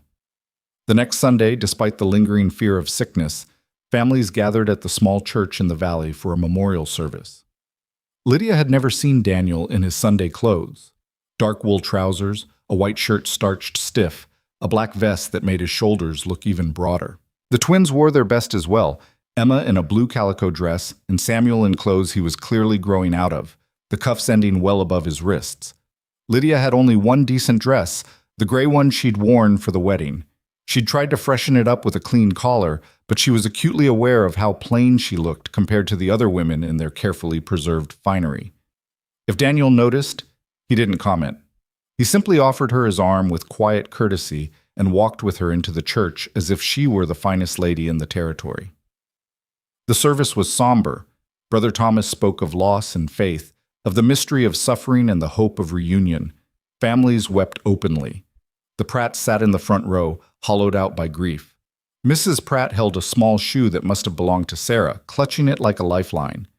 Lydia felt Samuel's hand creep into hers and squeeze tight. She squeezed back, anchoring him through the storm of emotion filling the small building. After the service, people lingered outside in quiet groups. Lydia expected to be ignored the way she'd been ignored, or worse, gossiped about, in Briar Ridge. Instead, women she'd never met approached to introduce themselves and offer quiet welcomes. "You're Daniel's new wife," said a tall woman with kind eyes. "I'm Ruth Henderson, Margaret's daughter-in-law. She told me how well you handled yourself at the wedding." "Thank you. It's good to meet you. We heard about Emma's fever. Word is you sat up with her all night and brought her through it." Lydia glanced at Daniel, who was talking with a group of ranchers nearby. "We all did. It was a family effort. Margaret also mentioned you were the mail-order bride those fools in town rejected." Ruth's voice was matter-of-fact, no judgment in it. "Their loss is Daniel's gain, I'd say. Those children needed someone with backbone." Before Lydia could respond, another woman joined them, younger, heavily pregnant, with a kind smile. "I'm Alice Miller. My Tom says your husband's one of the finest men in the valley, and if he chose you, you must be something special." The casual acceptance, the warmth after so much coldness from the Briar Ridge gossips, made Lydia's throat tight. "That's very kind. It's just truth." Alice rested a hand on her swollen belly. "This valley takes care of its own.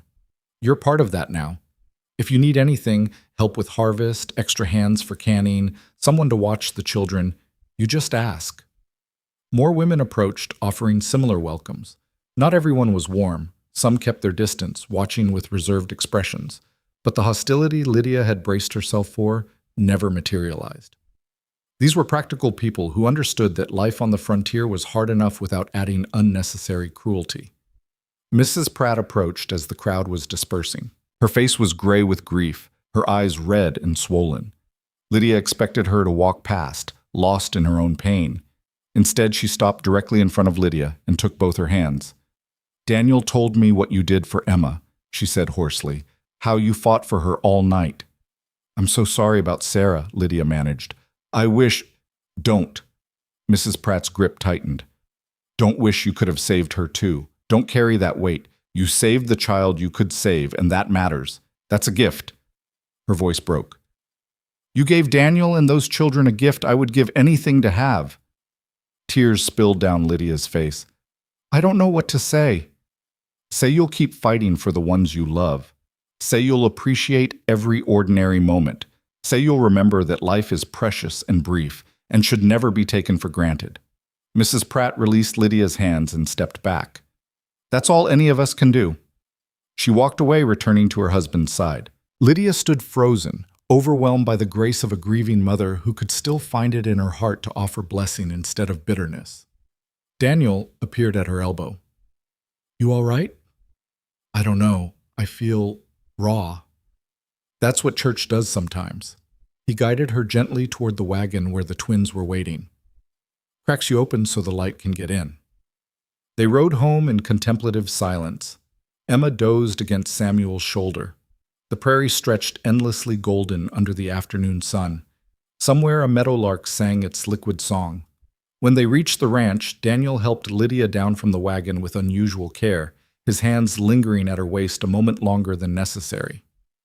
"Thank you for coming with us today," he said quietly, "for standing with me, with all of us." "Where else would I be?" "I don't know, but I'm grateful you chose here." That night, after a simple supper, After the twins were tucked into bed, Lydia found herself restless. The day had stirred up too many emotions, left her feeling unmoored and uncertain. She changed into her nightgown, then stood at her window watching moonlight silver the prairie. A soft knock at her door made her turn. "It's me." Daniel's voice came low through the wood. "Can I talk to you?" She opened the door to find him still in his trousers and undershirt, his hair mussed as if he'd been running his hands through it. He looked uncertain, almost vulnerable. "What's wrong?" "Nothing's wrong. He paused, searching for words. "Can I come in? Or would you rather talk out here?" Lydia stepped back, allowing him entry. He moved to the window, keeping a respectful distance, his shoulders tight with tension. "I've been thinking about what Mrs. Pratt said to you," he began, "about appreciating every ordinary moment, about not taking life for granted. It was generous of her, considering. It was. But it also made me realize I've been doing exactly what she warned against." He turned to face her. "I've been so focused on just surviving each day, on keeping the ranch running and the children fed, that I haven't actually been living. I've been going through the motions. That's understandable. You've been in survival mode." "Maybe, but you've been here less than 2 weeks and you've already changed everything. The house feels different, warmer. The twins are smiling again. I'm smiling again." His voice roughened. "And I don't want to waste that. I don't want to keep treating this marriage like a business arrangement when it's become so much more." Lydia's heart began to pound. "What are you saying?" "I'm saying I want to really try. Not just coexist, but build something genuine together." He took a step closer. "I'm saying I care about you, Lydia, more than I expected to, more than I probably should after such a short time, and I want to know if you feel anything similar, or if I'm alone in this." She stared at him. This man who'd knelt in the dust to propose, who'd given her shelter when she had nowhere else to go, who'd revealed his grief and fear and hope in equal measure. He wasn't offering her romance or poetry. He was offering himself, flawed, grieving, honest, real. "You're not alone," she whispered. Relief flooded his features. "No? I care about you too. About all of you. This family has become mine in ways I didn't expect." She moved closer, drawn by something she didn't fully understand. "I came here out of desperation, but I'm staying because I want to, because this feels like home. Even though it's hard, even though we're still figuring each other out, especially because of that. Easy things don't mean much, but something you have to fight for, something you build together from nothing, that matters." Daniel reached out slowly, giving her every chance to pull away. When she didn't, he cupped her face in both hands, his calloused palms rough against her skin. "I don't know how to do this, how to open my heart again after losing Catherine. I'm probably going to make mistakes. So will I. But I want to try, with you. If you'll have me." Instead of answering with words, Lydia rose on her toes and pressed her lips to his.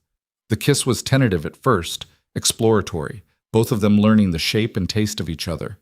Then Daniel made a low sound in his throat and pulled her closer, his arms wrapping around her waist as the kiss deepened. It wasn't like anything Lydia had imagined. It wasn't gentle or sweet. It was hungry and desperate and achingly real. Two lonely people reaching for connection, for comfort, for the promise that life could offer more than mere survival. When they finally broke apart, both breathing hard, Daniel rested his forehead against hers. "Stay with me tonight," he said roughly. "Not because you have to, not because of vows or obligation, but because you want to." Lydia's answer was to take his hand and lead him toward the bed. What followed was tender and awkward and deeply intimate. They learned each other slowly, with gentle hands and whispered questions, building trust with every touch. Daniel was careful with her, almost reverent, and when she gasped his name into the darkness, he gathered her closer as if she were something precious. Afterward, they lay tangled together, skin against skin, listening to the night sounds through the open window. Daniel's fingers traced idle patterns on her shoulder, and Lydia felt more anchored than she had in years. "I never thought I'd feel this again," Daniel murmured. "This kind of peace." "Neither did I. Catherine would have liked you, really liked you." He paused. "Is it wrong that I'm glad you're here?" even though it means she's not? I don't think so.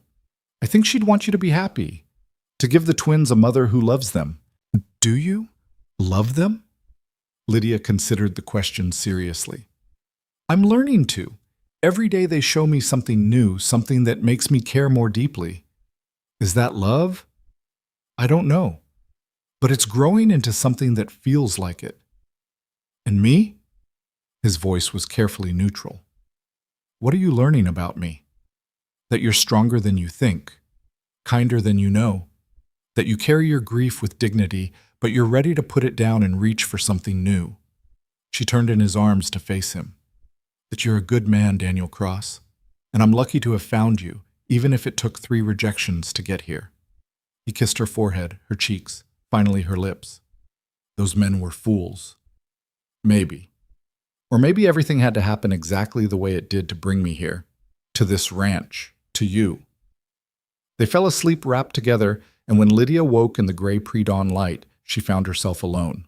For a moment, panic seized her. Had he regretted it? Changed his mind? Then she heard sounds from the kitchen. Coffee brewing.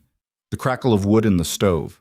She dressed quickly and padded down the hall to find Daniel making breakfast, still in his undershirt and trousers, his feet bare on the wooden floor. He looked up when she entered, and his smile was soft and real and meant only for her. Morning. Good morning. She moved to his side, unsure of the protocol now. Were they different today? Had last night changed everything? Daniel answered the question by pulling her into a gentle embrace, pressing a kiss to her hair. Sleep well? Better than I have in months. Good. He released her reluctantly. I'm making eggs and biscuits.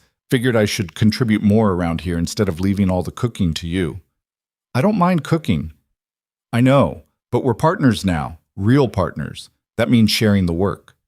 He cracked eggs into a skillet with competent efficiency. Besides, you've got enough to manage without doing everything yourself. Lydia poured coffee for both of them, warmth spreading through her chest that had nothing to do with the hot liquid. This was what she'd hoped for without knowing how to name it. Not grand passion or dramatic romance, but simple partnership. Shared labor. Mutual respect. The quiet comfort of knowing someone had your back. The twins appeared while breakfast was cooking, Emma bright-eyed and chattering, Samuel quieter but present. They ate together as morning light filled the kitchen, and Lydia felt the pieces of her new life clicking into place. After breakfast, Daniel pulled on his boots and hat. I need to check the north fence line today. Probably be gone most of the morning. You 3 all right here? We'll be fine, Lydia assured him. Emma and I are planning to work in the garden, and Samuel's going to help me with the butter churning. Samuel made a face. Churning is boring. So is complaining, but you manage that just fine, Emma teased. Emma, Daniel's voice held warning, but Lydia could see him fighting a smile. It's all right, Samuel said quickly. I'll help. Lydia showed me a game we can play while we work. Makes it go faster. The casual use of her name, the acceptance implied in it, made Lydia's throat tight. She met Daniel's eyes and saw her own emotion reflected there. Gratitude, wonder, the fragile hope that they were actually building something real. I'll be back by noon, Daniel said, settling his hat. At the door he paused, looking back at the 3 of them gathered around the table. This is good. All of this. Just wanted you to know. Then he was gone, the screen door banging softly behind him. The morning passed in productive rhythm. Lydia and Emma weeded the vegetable garden while Samuel worked nearby, feeding the chickens and collecting eggs. The heat built steadily, but a breeze off the prairie made it bearable. Around mid-morning, Emma sat back on her heels and said thoughtfully, You're different than you were when you first got here. How so? You smile more, and you don't look scared anymore. Lydia considered this. I suppose I was scared at first. Everything was so new and uncertain. Are you still scared? Sometimes, but not of the same things. Lydia pulled a stubborn weed from between the tomato plants. Now, I'm mostly scared of letting you all down, of not being enough. You're enough, Emma said with simple certainty. You're exactly enough. The vote of confidence from this solemn child undid something in Lydia's chest. She pulled Emma into a quick hug, breathing in the scent of sunshine and girl sweat and growing things. Thank you, sweetheart. Samuel appeared carrying a basket of eggs. I got 14. That's more than yesterday. Excellent work. Lydia stood and brushed dirt from her skirts. What do you say we take a break? There's lemonade in the cold box. They settled on the porch in the shade, sipping cool lemonade and watching the prairie shimmer in the heat. In the distance, Lydia could see Daniel working on the fence line, his movements steady and sure. Can I ask you something? Samuel said suddenly. Of course. Are you going to have a baby? The question caught Lydia completely off guard. Heat flooded her face. That's not... Why would you ask that? Because Papa slept in your room last night, Samuel said matter-of-factly. I got up for water and saw his door was open and his bed wasn't slept in. And Mama always said that's how babies happen, when grown-ups share a bed. Emma was watching Lydia with bright, curious eyes. We wouldn't mind a baby. Might be nice to have someone littler than us around. Lydia struggled to find appropriate words. Well, that's... Yes, sometimes when married people share a bed, babies can happen. But not always. And not right away. But it could happen. It could, someday. Lydia took a long drink of lemonade to buy time. Would that really be all right with you both? If there was another child? Samuel shrugged. Like Emma said, might be nice. As long as you don't forget about us. I could never forget about you. You say that now, Samuel said darkly. But babies take up a lot of time. That's what happened with the Millers when they had their new one. Mrs. Miller stopped having time for the older kids. If I'm ever blessed with a baby, I promise you both that you'll still be just as important. You were here first. You'll always be my first children. The word my seemed to resonate in the air. Lydia hadn't meant to claim them so openly, so completely, but now that she had, she found she didn't want to take it back. Samuel met her eyes directly. You really mean that? I really do. Okay then. He drained his lemonade and stood. I'm going to go practice my roping. Papa said he'd teach me some new throws. He bounded off the porch, leaving Lydia alone with Emma. He likes you, Emma said quietly. He wouldn't ask about babies if he didn't want you to stay forever. I'm not going anywhere, Emma. I know, I can tell. The girl leaned against Lydia's shoulder. This is how it's supposed to feel, like family. Lydia wrapped her arm around Emma and pulled her close, watching Samuel practice with his rope in the yard, while Daniel worked in the distance and the prairie rolled endlessly golden under the summer sun. This was family, imperfect, cobbled together from loss and necessity and desperate hope, but real, solid, growing stronger every day, and Lydia knew with bone-deep certainty that she would fight to protect it, nurture it, help it flourish, because this messy, beautiful, hard-won family was exactly what she'd been searching for all along. She just hadn't known it until she found it. Summer deepened into long golden days and warm velvet nights. The wheat grew tall in the fields, turning from green to amber under the relentless sun. Lydia fell into the rhythm of ranch life as if she'd been born to it, though her hands blistered and her back ached, and some mornings she woke wondering how she'd managed to find strength for another day's work. But she always did find it. In Emma's morning hugs and Samuel's rare smiles, in Daniel's quiet presence beside her as they worked side by side, in the knowledge that she was building something that mattered, something that would last. 3 weeks after Emma's fever, a letter arrived from town. Daniel brought it to the breakfast table, his expression troubled as he read. What is it? Lydia asked, pouring coffee. Patterson, the mail-order man who rejected you. Daniel's jaw tightened. He's written to apologize, says he made a mistake, says he'd like to call on you properly, see if there might still be a chance. The silence that fell was thick and dangerous. Samuel stopped eating mid-bite. Emma's eyes went wide. That's ridiculous, Lydia said flatly. I'm married, to you. I know that, but he seems to think... Daniel's voice was carefully controlled.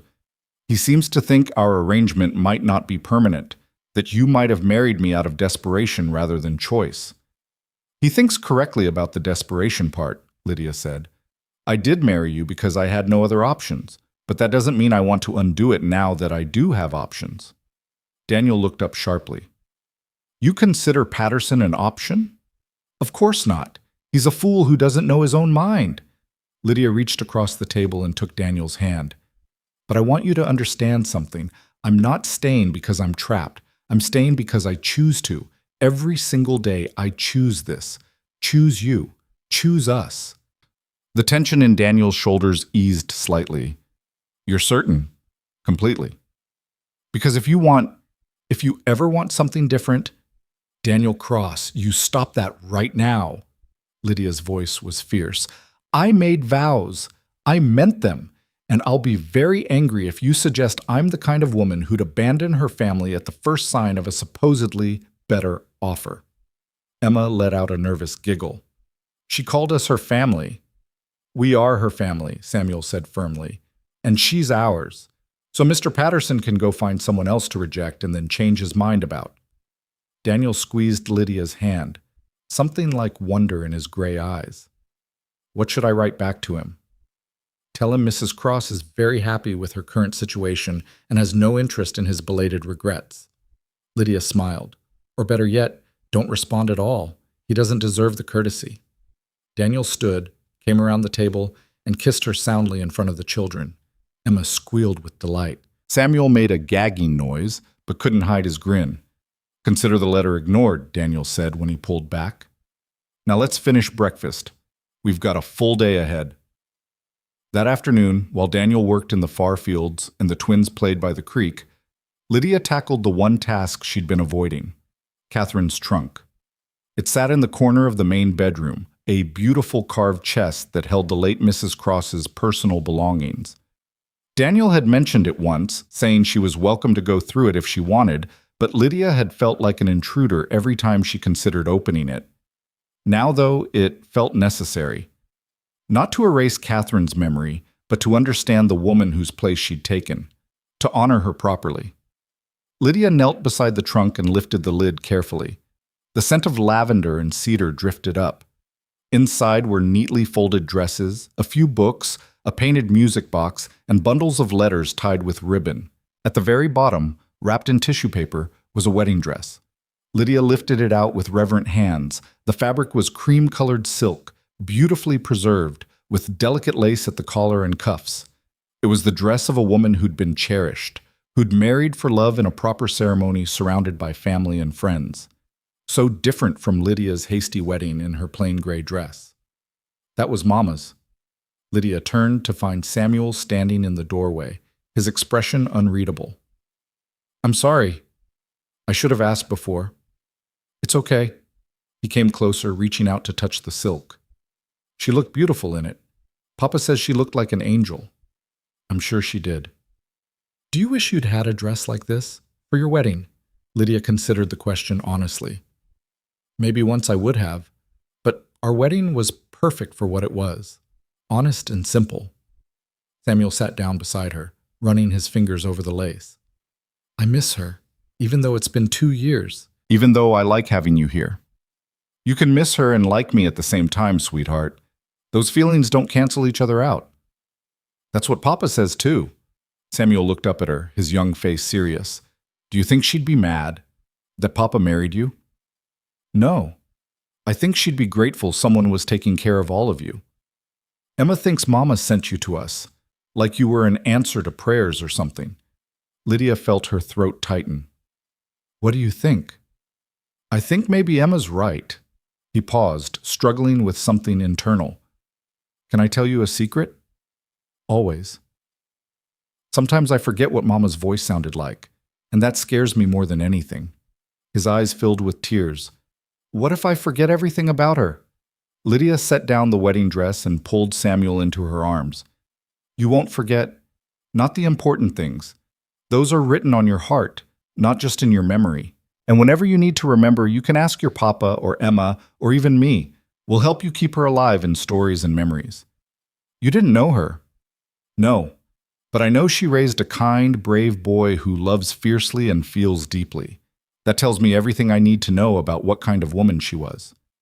Samuel cried quietly against her shoulder, releasing grief he'd probably been holding back for months.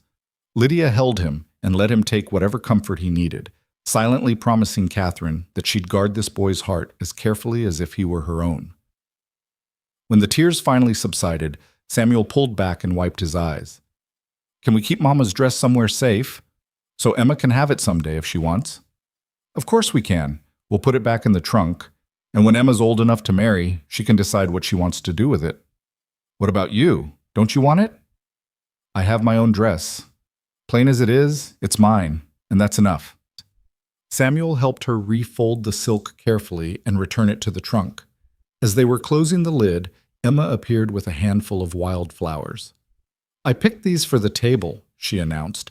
Papa says Mama used to keep fresh flowers in the house all summer. Then we should definitely continue the tradition, Lydia said. Let's find a jar for them. In the kitchen, while Emma arranged the flowers with solemn concentration, Samuel said suddenly, Lydia, can I call you Mama, if I want to? The question hit Lydia like a thunderbolt. She looked at this boy who'd fought so hard against accepting her, who'd finally found his way to trust, who was now offering her the greatest gift a child could give. You can call me whatever feels right to you, she managed. Lydia is fine, Mama is fine, or something in between if you prefer. What's in between? Some children call their mothers Ma, or Mother, whatever feels natural. Samuel considered this seriously. I think Mama for special times. When I'm scared or hurt or really happy, and Lydia the rest of the time. Is that all right? That's more than all right. Emma looked up from her flowers. I want to call you Mama too. All the time, not just special times. Then that's what you'll call me. But we won't forget our first Mama, Emma said firmly. We'll remember her and love her and tell our children about her someday. Absolutely. Daniel found them like that half an hour later, gathered around the kitchen table with wildflowers between them, talking about Catherine's love of music and her terrible singing voice and the way she danced in the kitchen while making bread. The children's faces were bright with memory, and Lydia listened carefully, building a picture of the woman whose absence had made room for her presence. Daniel stood in the doorway for a long moment, just watching. When Lydia looked up and met his eyes, she saw them shining with unshed tears. That night, after the children were asleep, Daniel pulled Lydia onto the porch and into his arms. What you did today, he said roughly, letting them remember her, encouraging it instead of feeling threatened. Not many women would do that.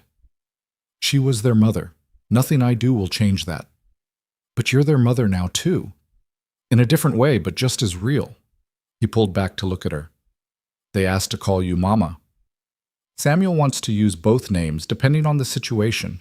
Emma wants to use Mama all the time. And you're all right with that? I'm honored by it. Daniel kissed her forehead, her cheeks, finally her mouth.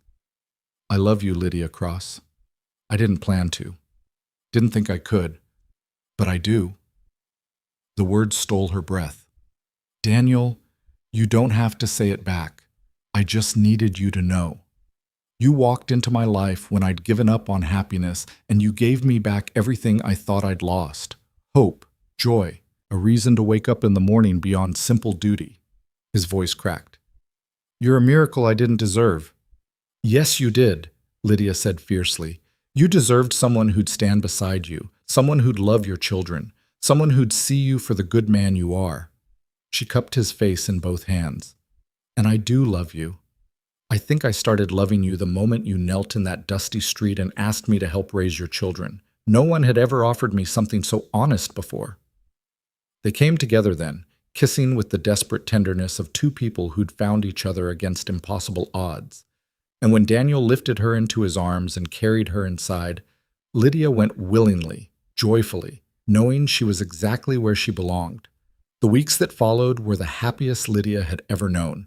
The wheat ripened and Daniel hired extra hands for the harvest. Lydia cooked for the workers, massive meals that disappeared in minutes, and learned the satisfaction of feeding hungry men honest food made with her own hands. Emma helped constantly, absorbing Lydia's lessons in cooking and sewing and household management with eager attention. Samuel worked alongside his father in the fields, growing tanned and strong, his confidence blooming under Daniel's patient instruction. In the evenings, they'd gather on the porch, exhausted and content, watching the sun paint the prairie in shades of copper and gold. Sometimes Daniel would tell stories of his own childhood. Sometimes the twins would share memories of Catherine that didn't hurt quite so much anymore. Sometimes they'd sit in comfortable silence, simply existing together. One evening in late August, as they sat watching stars emerge in the deepening sky, Emma said thoughtfully, "We should write a letter." "To whom?" Lydia asked. "To other mail-order brides. The ones who are scared and alone and don't know if they should take the risk." Samuel perked up. "That's actually a good idea." "It is," Daniel agreed. "What would you say in this letter?" Emma looked at Lydia. "You should write it. You're the one who knows what it's like." Lydia considered this. What would she tell another woman standing where she'd stood, holding a crumpled letter and a heart full of desperate hope? "I'd tell her the truth," she said slowly, "that it's terrifying and hard and nothing like what you imagine, that you'll be rejected and hurt and have to rebuild yourself from pieces." "That's not very encouraging," Samuel pointed out. "I'm not finished." Lydia smiled. "I'd also tell her that the rejection might be the best thing that ever happened, that the door closing in town might mean a better door opening somewhere else, that a practical arrangement can become real love if you're brave enough to let it." "What else?" Emma pressed. "That family isn't always what you expect. Sometimes it's two grieving children and a widowed rancher who needs help. Sometimes it's built from loss and necessity instead of romance. But that doesn't make it less real, less valuable, less worth fighting for." Daniel reached over and took her hand, threading his fingers through hers. "I'd tell her that home isn't a place you find," Lydia continued softly. "It's something you build, one day at a time, one act of courage at a time. One moment of choosing to stay when leaving would be easier. And that sometimes," Emma added, "the people who reject you are just making room for the people who are supposed to love you all along." "Exactly right, sweetheart."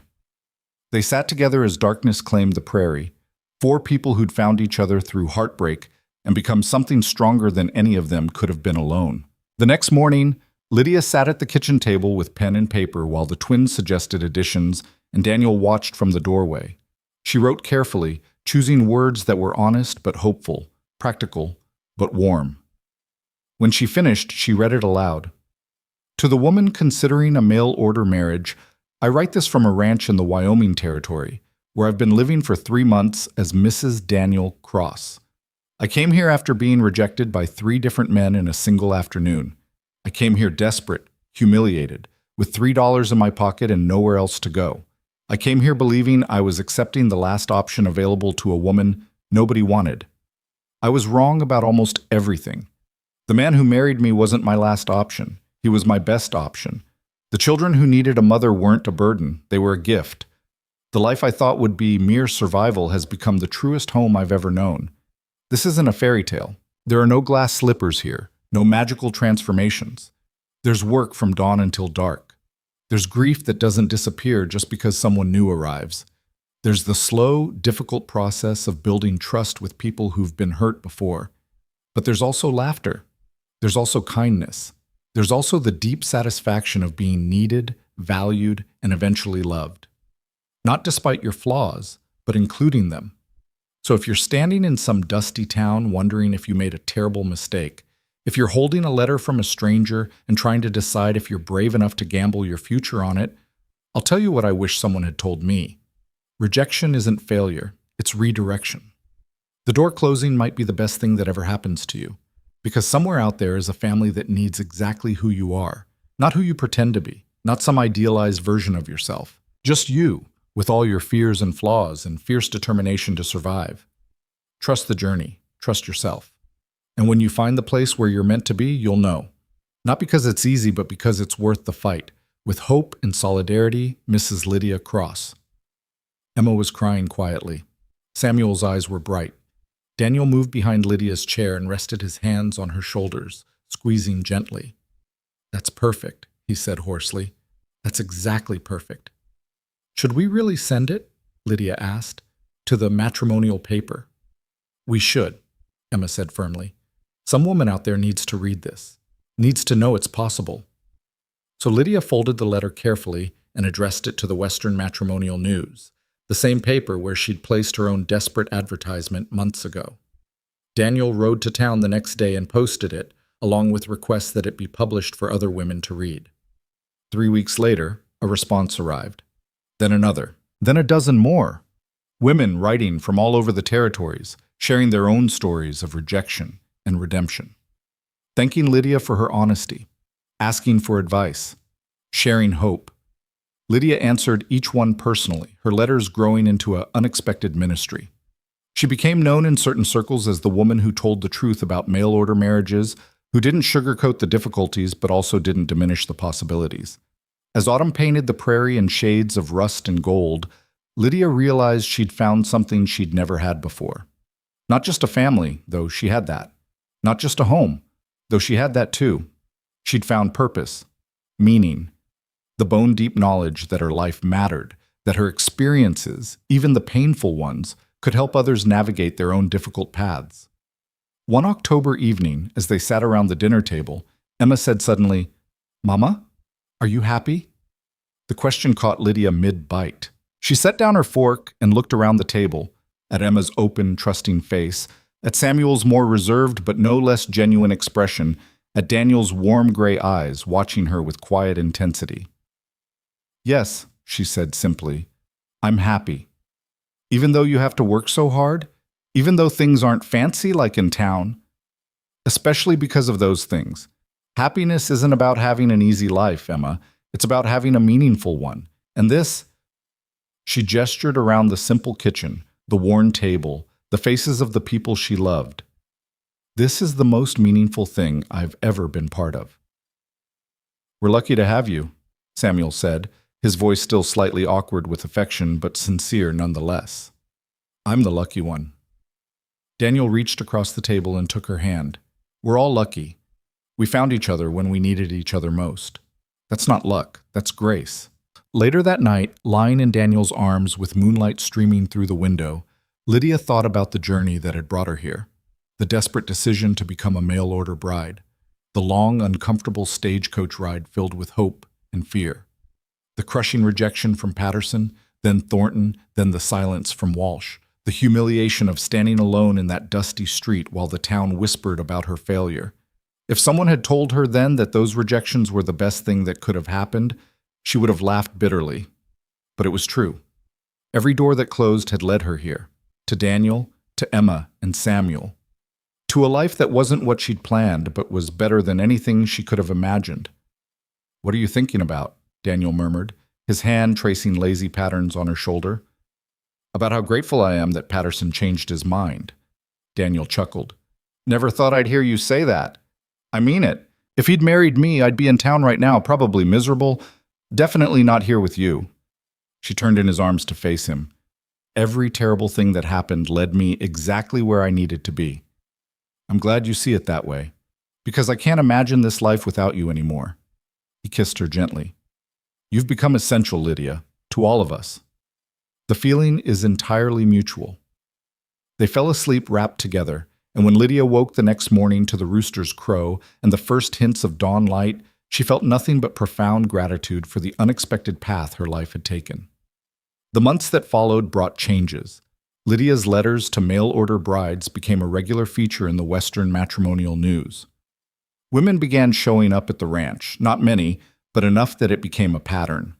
They'd heard about Mrs. Cross, who told the truth, who'd survived rejection and built something real, and they wanted to meet her, to hear her story directly, to find hope in her example.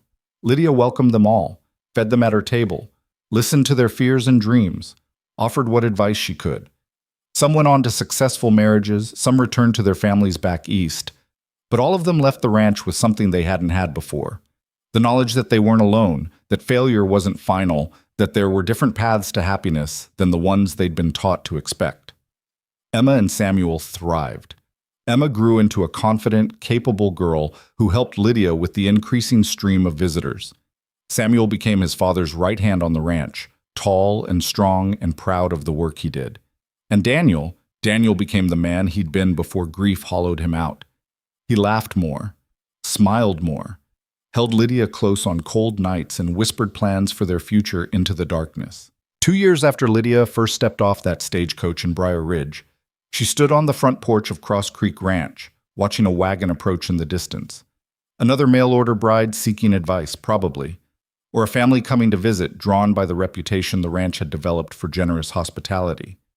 Emma appeared at her side, now 9 years old and already showing signs of the beauty she'd grow into.